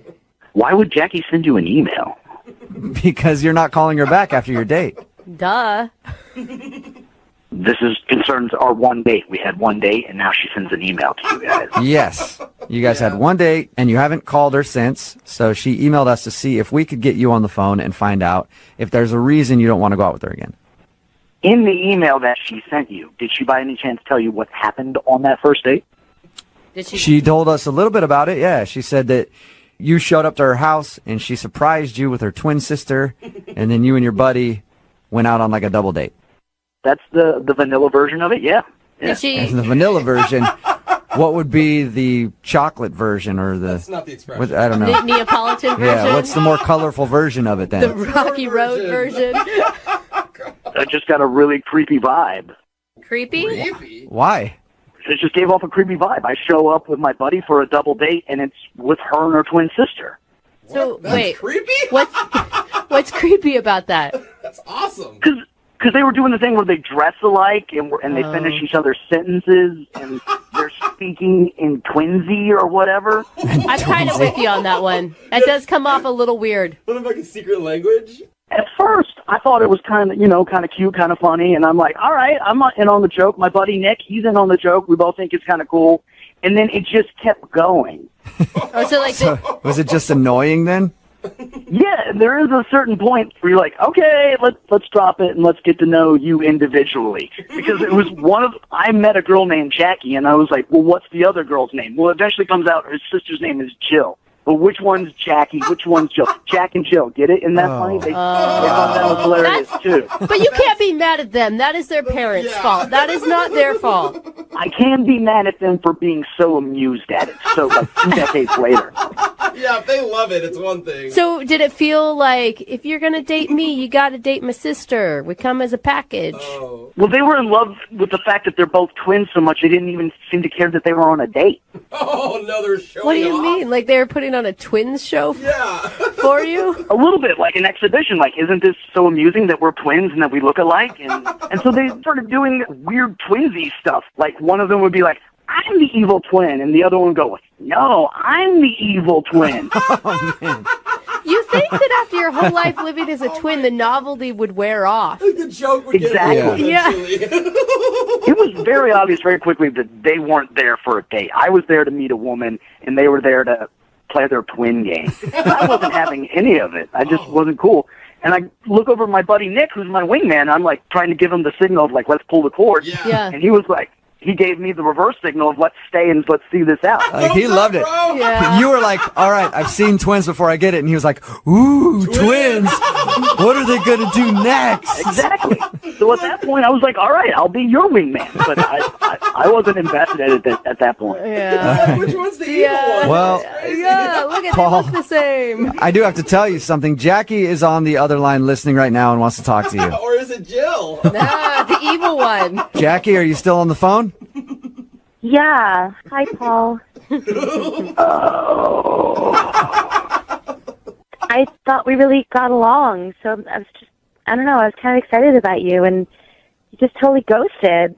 So I don't know. It seemed pretty I obvious wanted to me that figure out what you weren't into the date. It seemed like you were into some sort of weird performance piece. I mean, it wasn't a performance piece. Like, we were just having fun. You can't take a joke. I can take a joke. I love jokes. But your joke went on for like an hour and a half, and it was a version of Who's Who. Well, I'm sorry, I'm not Saturday Night Live for you. I mean, we were just having fun. But it just seemed like I wanted to get to know you. That's why I asked you on a date, and all I got to know about you is that you have a twin. That's it. I mean, I don't know. I'm really close with my sister, and, like, she's a big part of my life, and we're twins, and it's kind of really cool. We actually like each other. And I thought you got it, you know? No. Yeah. No, I really didn't. I mean, I have siblings, and I don't think I would ever bring them along on a date. Maybe next time just bring it up on a date, like, oh, I have a twin sister, and then it's like an interesting point of conversation, but don't actually bring her on the first date. If that would be my suggestion. Jackie, I don't think that he's saying anything mean. I think he's just saying that he didn't get a chance to know you at all, and it felt like you were like hiding behind this twindom thing or playing into some sort of twin fantasy that he obviously doesn't have. Exactly. I mean, I don't really see what the problem is. Everyone else thinks it's really cool. Like, people love that we're twins, and, I mean, your friend Nick didn't seem to have a problem with it. I mean, he's going out with my sister now, so I don't understand what's up your butt about this. It was a fun Well, night. I think you hit the nail on the head. Nick is going out with your sister. He's not going out with the two of you. He brings up a very valid point right there. Well, Paul, why don't you try going out with Jackie? Yeah. Would you like to go on a second date with Jackie? We will pay for it. I appreciate the offer, and I think you're a very cute girl. I think you just need to learn to be on your own and not have your sister as a security blanket. Dude. So you're not going to give me that chance to learn how to be on my own, so to speak? I really don't think that we should go on another day. I think we gave it a shot, and it didn't work out. Oh. Okay. I mean, I think there are a million guys out there who would love to go out with a twin, a hot twin. So I think that's just your problem. Okay. That he doesn't share the twin fantasy. Well, I'm Yeah. sorry you didn't get a second date, Jackie. Whatever. I mean, obviously he's really weird and doesn't even know what's good. So Well, the good news, Jackie, is there are a ton of people who do know what's good. We're getting a lot of texts in right now at 78592 of people who would love to take you out, your sister out. One guy named Rodney says he wants to bring his wife along, so all three of you can go out. Hello? Hi, is this Chris? Yeah? Hey, Chris, how you doing? I've been looking for you. Why? Who's this? Oh, this is Jubal. Hey, what's happening, guys? How's it going? So, Jack, did you guys actually go out? Yeah, we did. We went out for drinks. Okay, so you did go out with this girl. Yeah. Okay, we'll get to that date in a second. First, though, I want to know, how do you ask out a girl that you're interviewing for a job? Like, what happened? Well, she came in for a job interview at my place, and I was the kind of person who talked to her afterwards and, like, just kind of walked her out to her car out of the building. And So you weren't doing the actual interviewing. You were like the person leading her to and from the interview? yeah, I was kind of like the exit landing person, kind of whatever. Okay. You know? I was really hoping you were the one that asked the questions. Yeah, me too. So you were like, follow me. I'll take you to the important guy. Right? Sort of. Yeah, a little bit. I mean, you know, it was to our like senior vice president guy. He's the one who does all the hiring and stuff. So, Would you be in trouble with work if they found out that you were hitting on potential employees? I don't know if it would be. There would be a conversation. Okay. All right. Are you scared that you're going to get in trouble now that she's not calling you back after you guys went out? No, I don't think so. I don't think she would do anything or say anything. What was her reaction when you asked her out as she was leaving the interview? I don't know. That whole thing just is curious to me because I don't think I would ever ask a girl out like that. Well, I didn't when I walked her out because it didn't seem appropriate. But after, I couldn't stop thinking about her, and so I got her email from the resume that she submitted. Oh, so you emailed to ask All her right. out. I see. Yeah. So you emailed her to ask her out, and then she said yes, I guess. Yeah. So You know, we just kind of went out and had drinks and stuff. I want to warn you, Jack, that this is how my best friend met her current husband. What? He was actually interviewing her for a temp job and asked her out, and they're married and having a baby Yeah, now. but did he actually ask her out on the interview, or he creepily walked her out and then stalked her resume and got the email and emailed her? There's a difference. I'll get a clarification on the stalking that happened. Okay. So tell us about when you actually went out. How'd that go? It was great. We went out to a bar and hung out for a while and had some drinks. We laughed. I won't say it was like, fireworks and magic, but I had a really great time. You felt like it was good enough to where she'd go out with you again if you wanted a second date? Yeah, absolutely. Okay. And how many times have you tried to get a hold of her since you guys went out? Well, the day after we went out, I texted her and I was like, hey, I had a great time. I'd really like to see you again. And then I didn't hear anything for a day or so, and I texted her again and I just asked if she might be free to go out that Friday. And you got nothing? No, nothing. Now, there's no way she felt obligated to go out with you, right? Was worried that she wasn't going to get the job if she didn't say yes? I don't think so, because I made it pretty clear when I emailed her that I didn't have anything to do with the decision-making process. So Did she get the job? I mean, is she working now with you? they're still figuring out who to hire, so Okay. they haven't made a decision yet. Well, that would be your way to get a second date right there. Text her and say, hey, if you don't go out with me, I'm going to put in a really bad word for you with the guys who are making the decision. And it's a no-brainer for me, Jack. Yeah, that's a pretty good idea. No, it's not. No, I wouldn't do it. I kind of felt weird, even emailing her from the start, but I just, Right. like I said, I couldn't stop thinking about her, so. Okay, well, we'll play a song, come back, call her, and get your second date update, all right? Right on. All right, man, just hold on. Moving 92.5. Brooke and Jubal in the mornings. Second date update. Hey, Jack? Yeah. You know what I think your problem is? What? I think, okay, so the girl you want us to call today is still in the interview process at your job, right? Right. I think that maybe she's not calling you back because she's waiting to see if she gets the job or not. Because if she gets the job, she might not want to go out with you again. If she doesn't get the job, then it's fine because, you don't want to dip the pen in the company type of situation. Like a lot of people don't want to date somebody they work with, so maybe she's just waiting to see if she gets the job. Yeah, that could be it. Okay, and if she does get the job and you want to date her again, you have to find a way to get her fired so that she'll go out with you. And we can help you with that too, okay? So romantic. And you want to continue to pursue this even if you guys end up coworkers, right? Yeah. I mean, we'd have to not tell anybody about it, I guess, but That like a ton of people who are married met at work. Yeah. That's how they meet. yeah, I'd definitely like to at least go out with her again and see if that's a possibility. Okay. Yeah, that's cool. I'm going to dial the phone number right now, see if we can get her on the phone, okay? Great.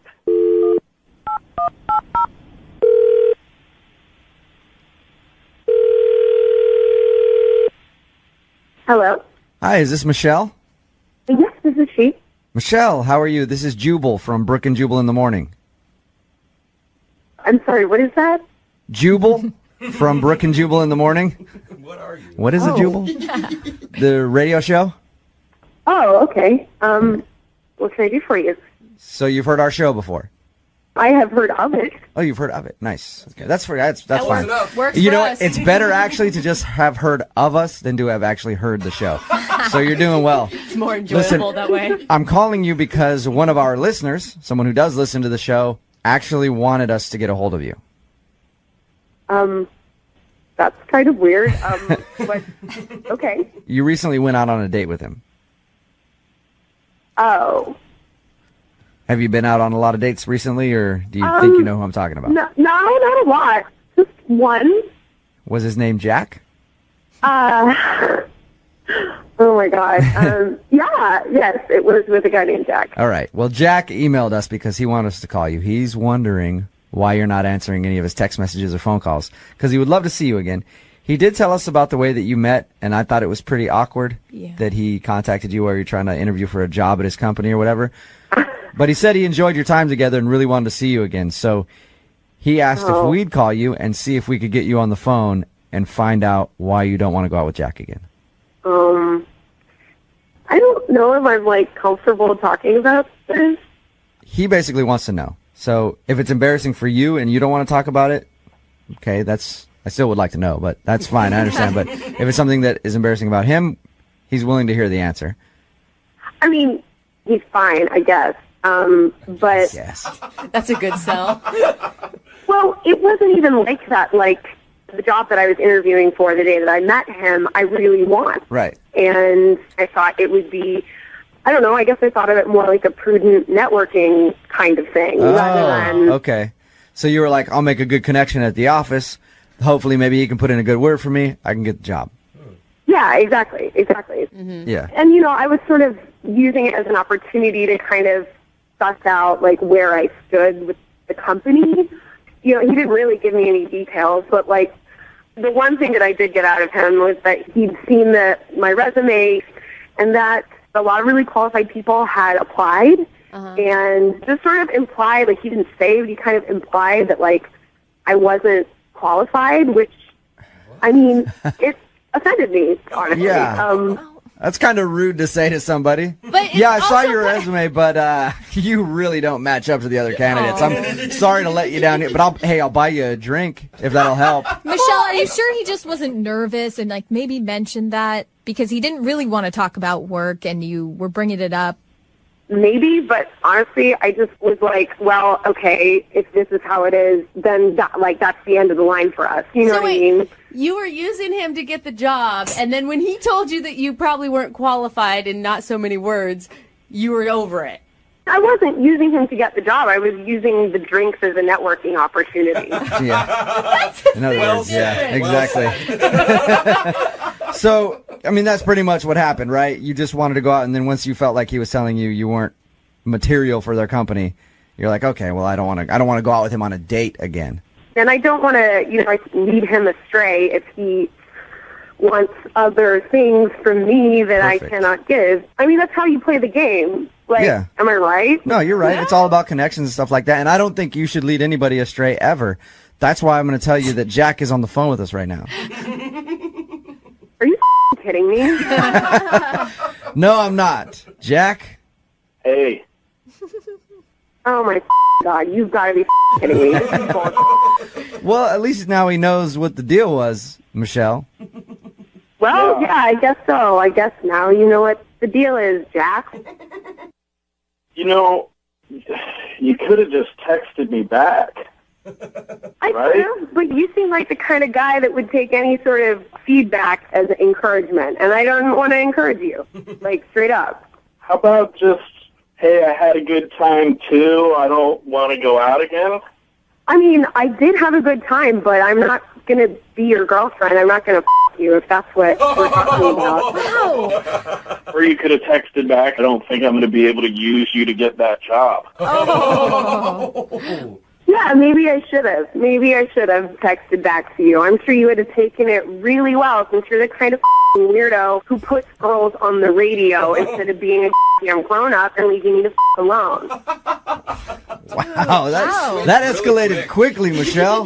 I mean, this is inappropriate. I didn't know, like, I would have presented this very differently if I had known that this dude was on the phone, and that's inappropriate not to let someone know and to put them on the radio. Like, I don't even know how that's legal.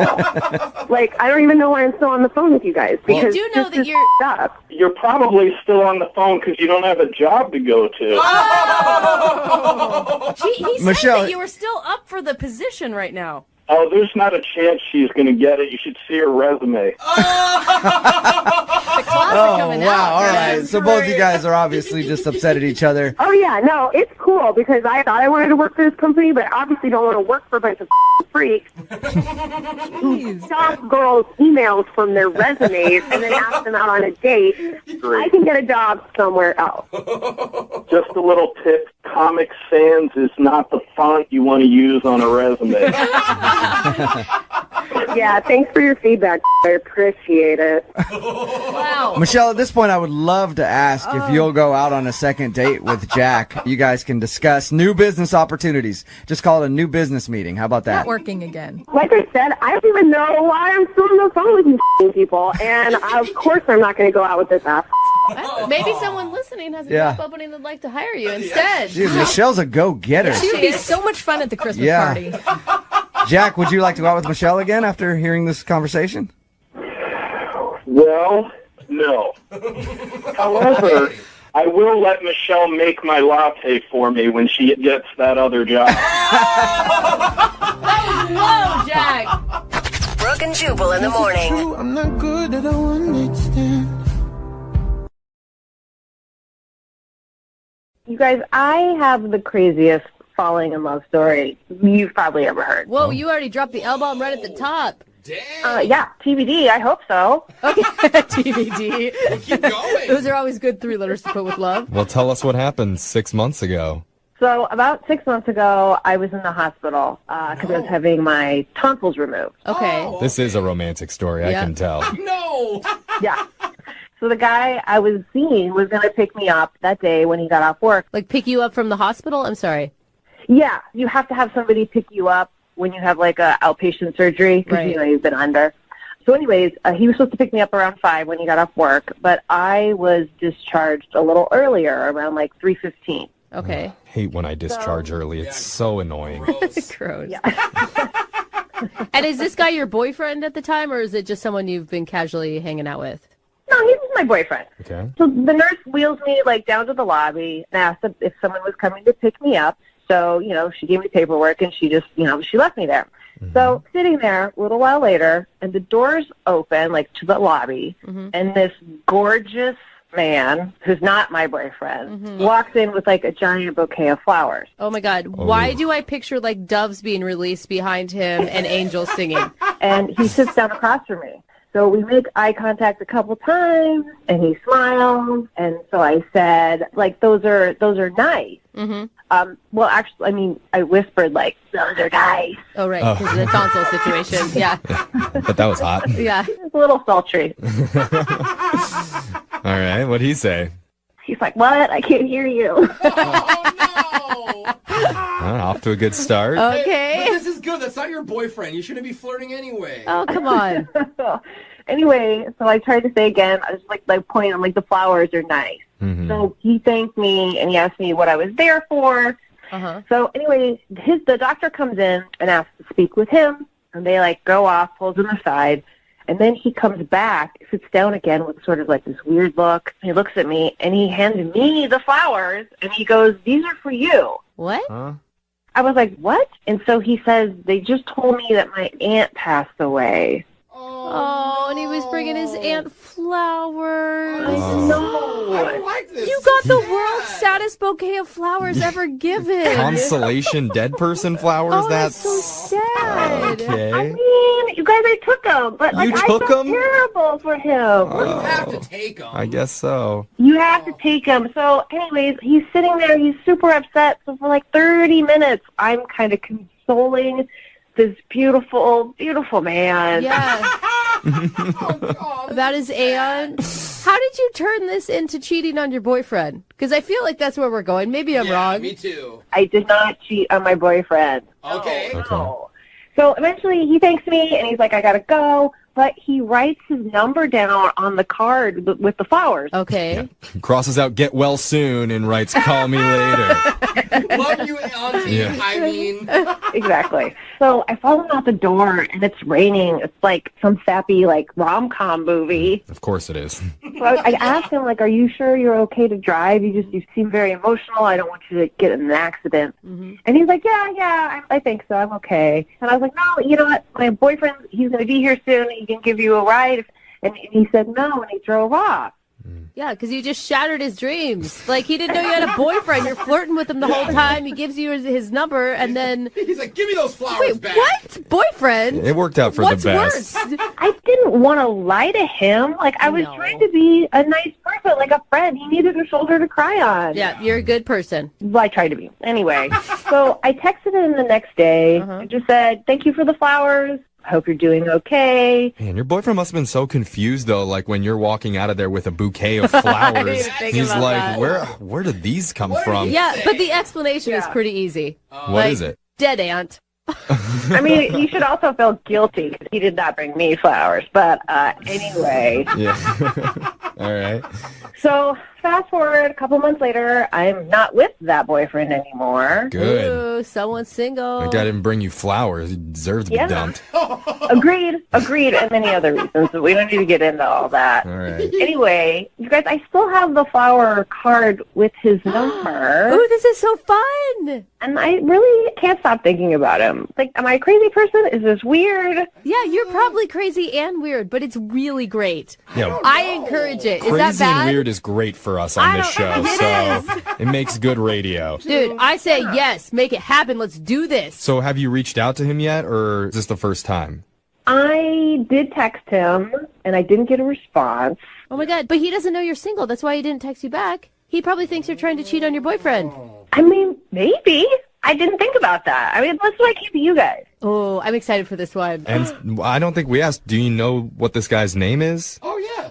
He signed it Alex. Just Alex. Alex is a sexy name. Alex and Marcella. Yeah, Good hello, couple names. Ash. We call each other Marsalix. Sorry, that was stupid. You know, celebrity name Yeah. anyway. Sorry. It does sound good together. I I'm with you, weird. Jose. I'm with you. All right. I got distracted. Well, we're going to play a song. We'll come back, and we'll call Alex and try and get you a second date update, okay? Ooh, I'm excited. Me too. All right, hold on. Second date update. We're on the phone with Marcella, and she warned us this is probably the craziest falling in love story of all time. Oh, my goodness. Yeah. And I have to say, she's on the right track. Is she? Well, she met a guy at a hospital 6 months ago when she got her tonsils out. She was waiting in the lobby after her surgery when a hunky guy walked through the front doors carrying a big bouquet of flowers that were supposed to be for his aunt. But when he got the word that his aunt had passed, he was so devastated, he didn't know what to do, and he handed them to the only person he knew in that room, Marcella. Oh, then he tore his shirt off and he kissed her passionately. Not quite. That didn't Okay, happen. that didn't happen. No. She did console him and walked him back to his car. Yeah. Keep in mind, she had a boyfriend at the time. Right. Which is why she's waited this long to finally reach out to him and maybe finish this love story the right way. Oh, It my does have God. the makings when you say it like that. But you guys, we can't be. Oh, Marcella, do you really want to be using like love story, just throwing around out there? Because you've barely talked to this guy. Yeah. I'm just telling you guys love story. I'm not gonna start cold with him love story. Okay, well, that is something we should establish before we call him. We are terrible at these things sometimes. I was definitely going to drop that. Yeah. Yeah, no, please don't. Okay. Glad we went over this then. No promises, Marcella, but tell us, how are you feeling going into this? Oh my God, I'm really nervous now. I don't know what I'm gonna say. I don't blame you. I'm nervous too. I'm We all excited. are. It's going to be great. Or it's going to be really bad, and then we can move on from having a crush on this guy. Either way, there'll be personal growth by the end of this. And possibly a Hallmark movie made about it. So you're going to win. I hope so. All right. I'm going to dial the phone number and try and get you a second date update right now. You ready? Yes, I'm ready. All right. Here we go.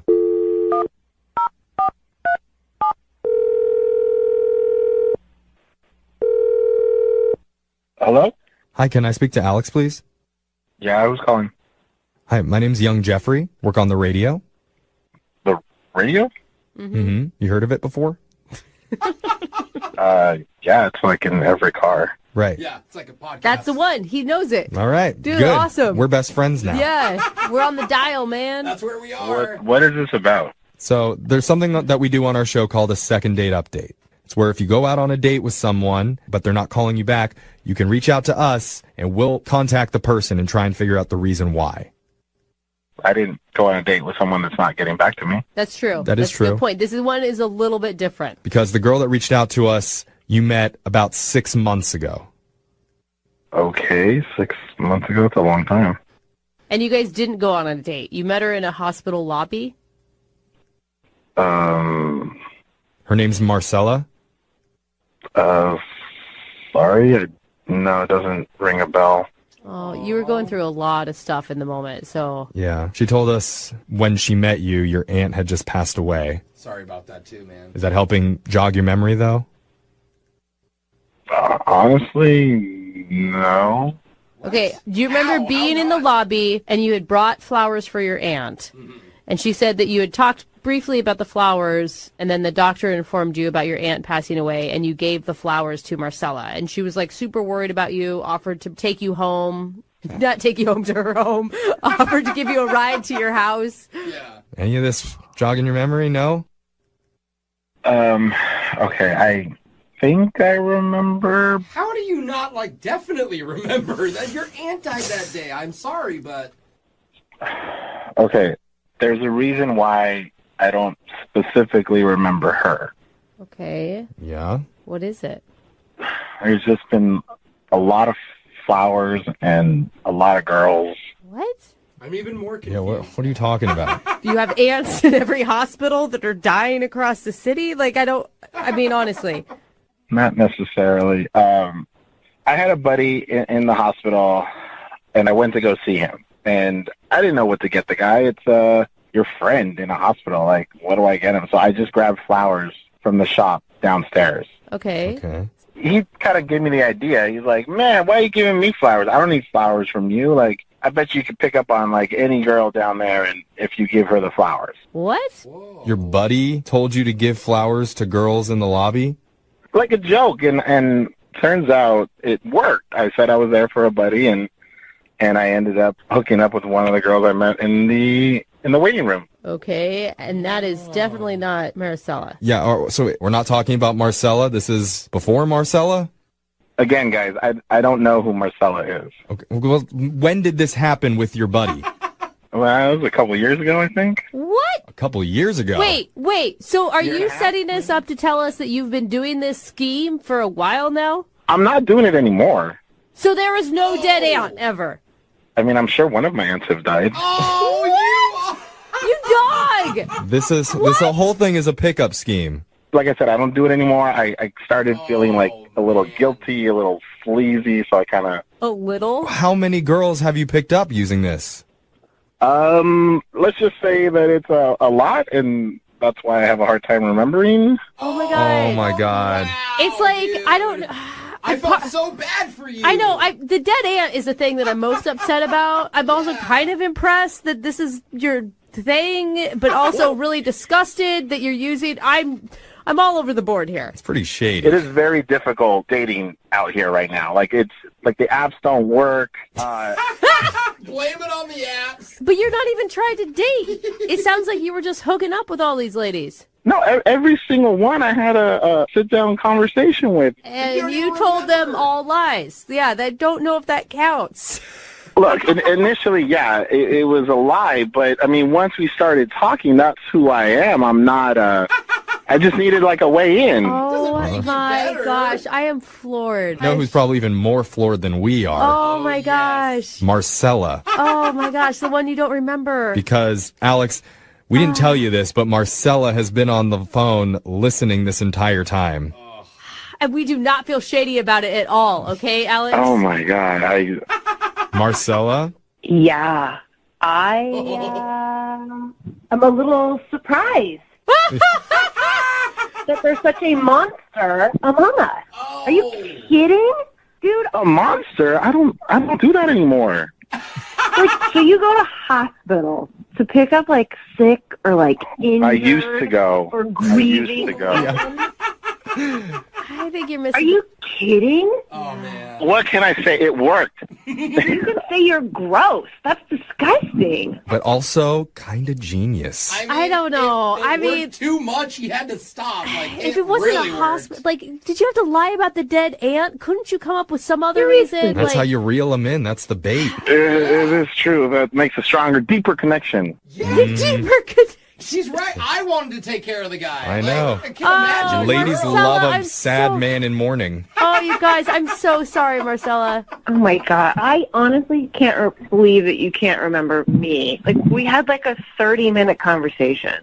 I hate to tell you this, but I had a lot of 30-minute conversations with a lot of girls and a lot of connections. I mean, don't doubt that the connection was real. Like, at the time, I'm sure I thought the same thing. Yeah, right. Does that make you feel better, Marcella? It definitely does not. Oh, Weird. Dang. I mean, you got to give him, he didn't take advantage of you. Listen, you're right. I didn't take advantage of her. I didn't take advantage of you, Marcella. I mean, I probably lost your number in like the pile of numbers I've got. Oh my God. Marcella, are you still attracted to him, or is this a total turnoff for you? I, honest to God, thought this was like the greatest love story potential of my life. Oh, I know. But I think it's kind of like the biggest scam of my life. Marcella, it doesn't have to be a scam. Like, I am technically single right now. I'm not seeing anyone. This guy! Oh, my God.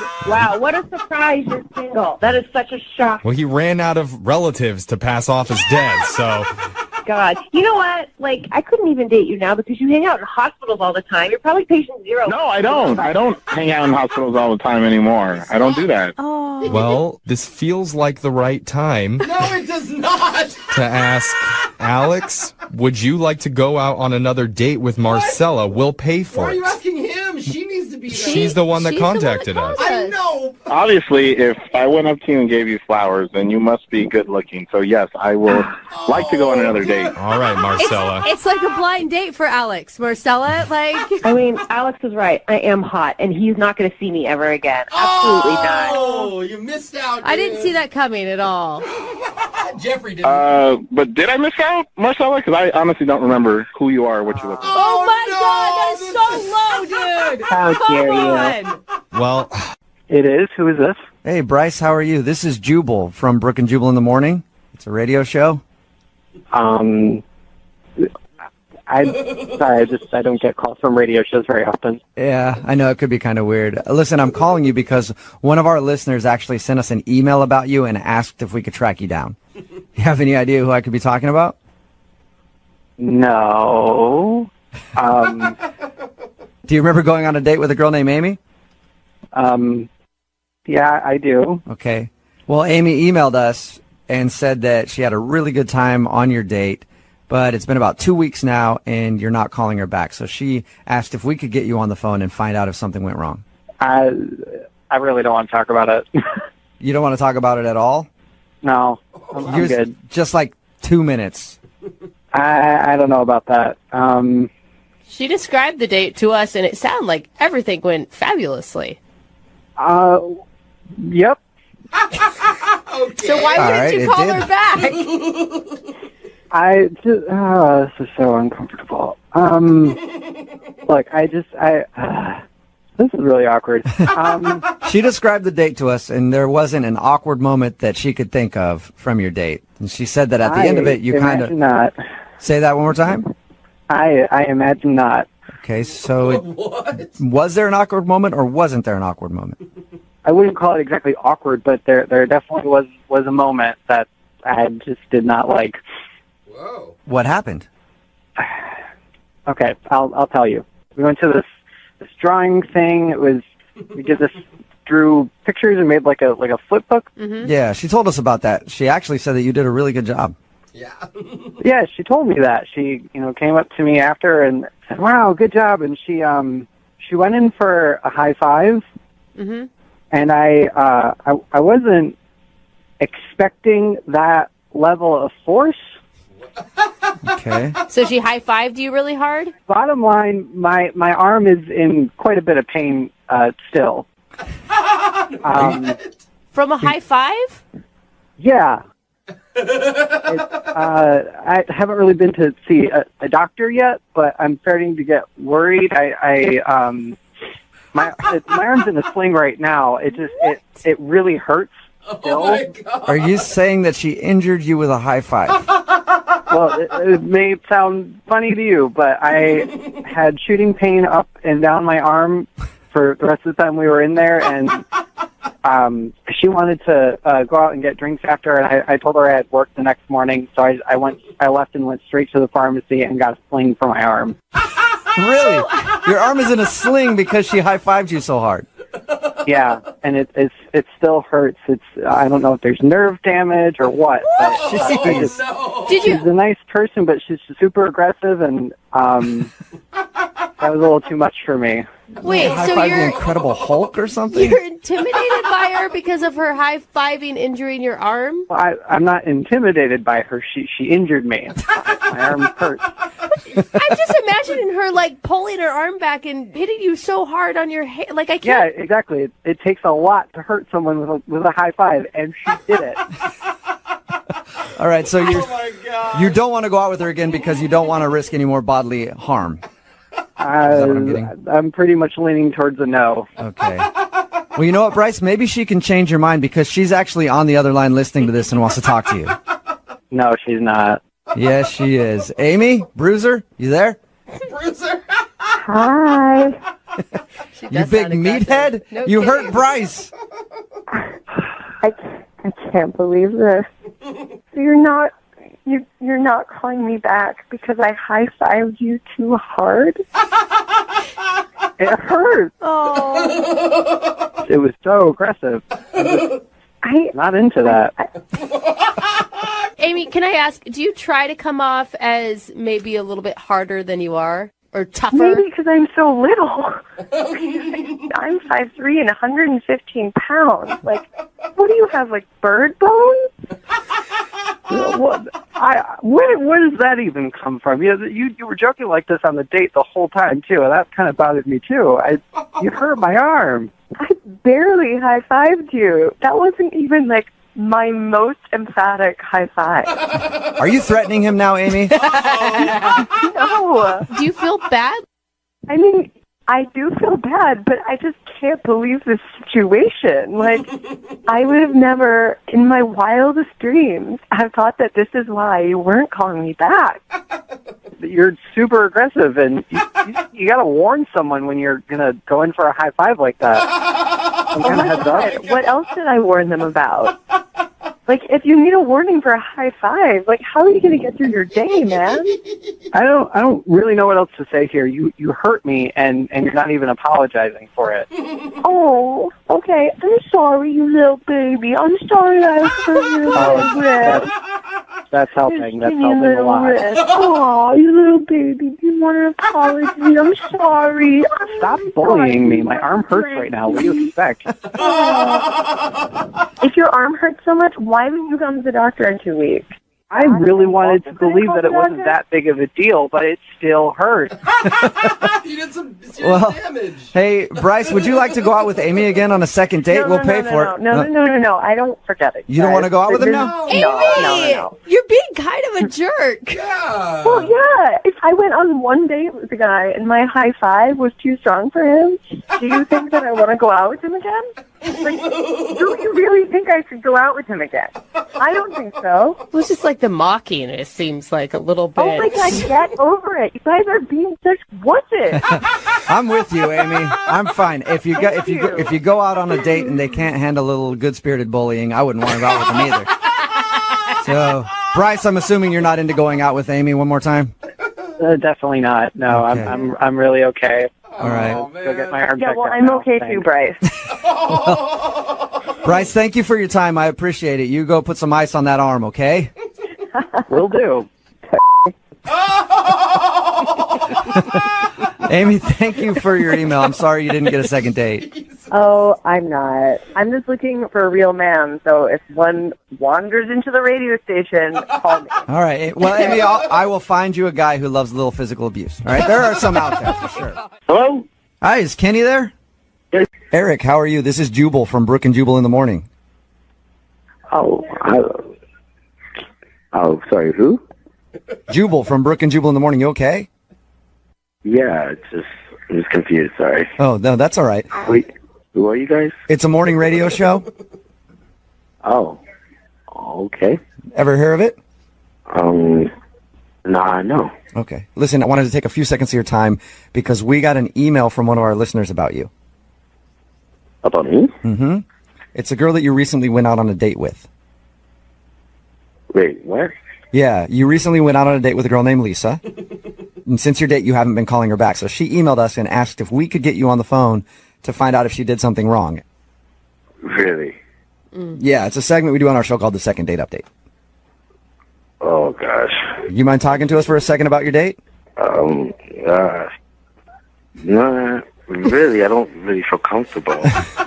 I know you might not feel comfortable, but she really is curious. She thinks she did something wrong. It would help us at least put her mind at ease if she could know, like, hey, I'm just not really into her or whatever, you know?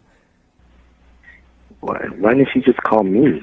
She says she's been trying to call you, but you haven't been getting back to her. Oh, yeah. Let me ask you a question, okay? She told us about your date. She told us how you guys went to the theater and back to your place, and then whatever happened. Wait, she told you all of that? Yes. Oh gosh. Okay. You okay, man? I don't feel comfortable with you guys knowing all of that. Well, it's not like she told us. It's not like she told us she took your virginity or anything. Oh my God, Jubal. What? Yeah. It's okay. She It's told okay. us. She told us all about your date and how she took your virginity, and she thinks that's why you're not calling her back. Is that true? Oh my God. She only had really good things to say. Oh, yeah, it's true. She took my virginity. Oh my gosh. So is that it? Is it just uncomfortable now, and you don't want to see her again? I can't believe I'm talking about this on the radio. Sorry, what was that? Say that again, sorry. Is the virginity thing the reason that you're not calling her back? Is it just kind of uncomfortable and now you don't want to see her again? No, not really. I'm comfortable with seeing her again. It's just, I don't want to come off like a bad guy or a bad person. Like a bad person? Yeah. Oh. Let me ask you a question. Did you lie about being a virgin in order to like... Oh, no. No, my mom told me never to lie. So you were a virgin? Yes, I was a virgin. Okay. Why would we think you're a bad person then? Well, she did, I guess, did me a favor, and like she took my virginity. It was awesome, but well, it's just like I'm new to this now, and I've been in relationships, but obviously I haven't had sex with anyone, and the relationships have gone long. However, now that I've actually had sex, I'm just like, what the hell have I been doing? Like, I want to, explore some more now. Do you want to explore some more now? So you're not calling her back? Yes. Let me see if I'm understanding you correctly. You're not calling her back because you got a taste of sex and now you want to have it with everybody. Well, not everybody, but she kind of opened my eyes, and now I just kind of want to try with a lot of people. Oh my God, she unleashed the beast. Oh man, so okay. Happens to all of us, brother. And so you don't want to call her back because you don't want to be like exclusive to just dating her now. Exactly. Have you already slept with other people since your date with her? No, but like I already went tanning to go out on another date. You have a What date? did you say? You already what? I went tanning. You went tanning. Yeah. Okay. What does that have to do Is that like? So his body looks good. Yeah, in preparation to meet other now girls. I'm like now I'm preparing my body to have sex with other people. And I shave and I got a new haircut. Okay. Well, let me ask you this, swordsman. You got any dates lined up? I have one tomorrow night, and I'm really excited about it. Just want to see how it goes. Yeah. Oh my God. Me too, man. I'm really interested. So basically, she was like a crack dealer who gave you your first hit, and now you're addicted. I don't do drugs, if that's what you're implying. No, I'm not implying that at all. Eric, thank you for being honest with us. I appreciate it. Good luck in your quest.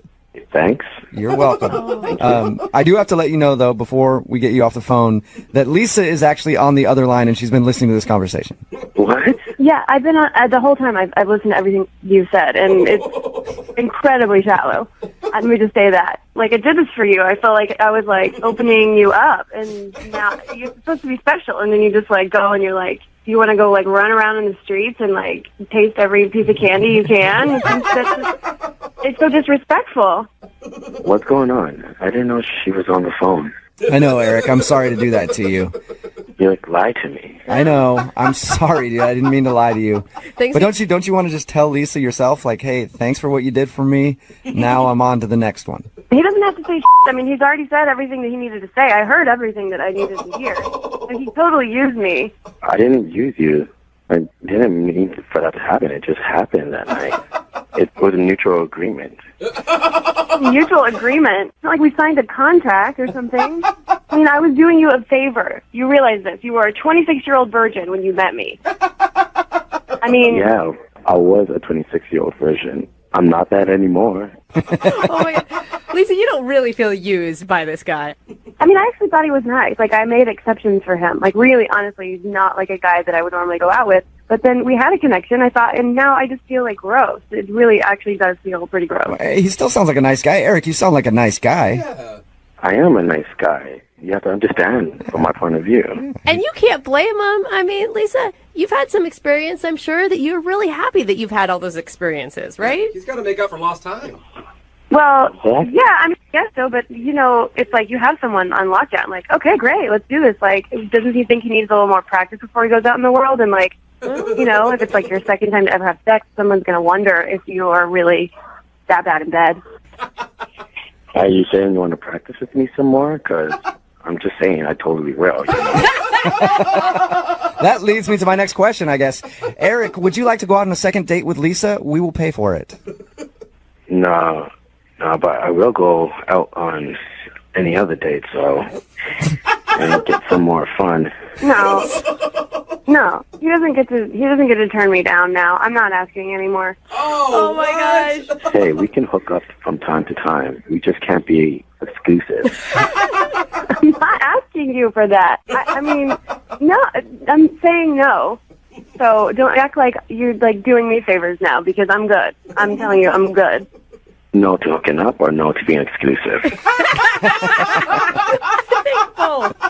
What is your deal? Like we have this thing, and you're a normal guy, and then all of a sudden you're gonna go out and like slay all these ladies. Like you're gonna just like spread your seed all over the world. All of a sudden, like you were shy. Like you wouldn't even hardly talk to me.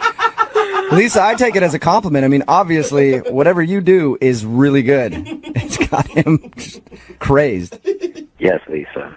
It was really good. Hello? Hi, may I speak to Martin, please? This is Martin. Hey, Martin, what's up? I was looking for Jason. Yeah, it's Jason. Is this? Hey, Jason, how are you? My name is Jubal, and I host a morning radio show called Brooke and Jubal in the Morning. Okay. What? Sorry. My name is Jubal. What is this about, please? Well, actually, one of our listeners emailed us about you and asked if I could get you on the phone and ask you a few questions. Wait, so this is the radio program? Yes. And somebody who listens to our show emailed and asked if we could get you on the phone. Okay. And it's about what? It's about a date that you went on recently. He's like, this just keeps getting stranger. I know it's weird. It's Yeah. a segment we do on our show called The Second Date Update. So you recently went out with a girl named Courtney. Oh, man, okay. Yes, I did go out with a girl named Courtney recently. Okay, cool. So we got the right Jason on the phone. Well, Courtney's wondering why you're not getting back to her after your date. Wow. So she called the radio. Yeah. I'll tell you what she told us. Courtney said that you guys met on a dating site and went out and had a fun time drinking and talking. And then at the end of the night, you went back to her house and ended up meeting her kid. Right, yeah, that happened. I was a little surprised by that. I knew from her profile that she had a kid. Yeah. So I was cool with that, but I didn't expect to be, asked back to meet the kid. Yeah. She knows. She even knows that was kind of a weird move. She said she was a little drunk when she suggested that you go back there and meet the kid. And then she told us how her son freaked out. Yeah. It was pretty rough. She had warned me about him. She had said he could be a handful. And so, but to be honest, the way he threw the tantrum that he threw was pretty. It was pretty intense. It was an 11. Okay. It was an 11 on a 1 to 10 scale. Do you have much experience with toddlers at all? I don't have any kids of my own, but I have cousins and brothers and sisters who have kids, so I got lots of nieces and nephews. So it's great to be the cool uncle. Okay. But so you could understand. I mean, like late at night, the kid's gonna have a tantrum. It's tired. Yeah, no, I get it, and I'm good with kids too. So that was a little weird. But I wouldn't say that was the reason I didn't contact her again. Is there a reason, or did you just not really like the date? For her sake, I probably don't want to mention it on the radio because I don't think she'd like that. I mean, I know she called you, but Yeah, but if it's for her sake, she's the one that agreed to do the second date update. And everybody knows when you do a second date update, you might hear something that you don't want to hear, and you have to be willing to have it aired out on the show. So she knows that. all right, so I should just put her on blast, huh? That's what she's asking for. She would love it, actually. All right, well, she's dealing with Adam, I think was his name, and that took a while. It was an event. and so I'm trying to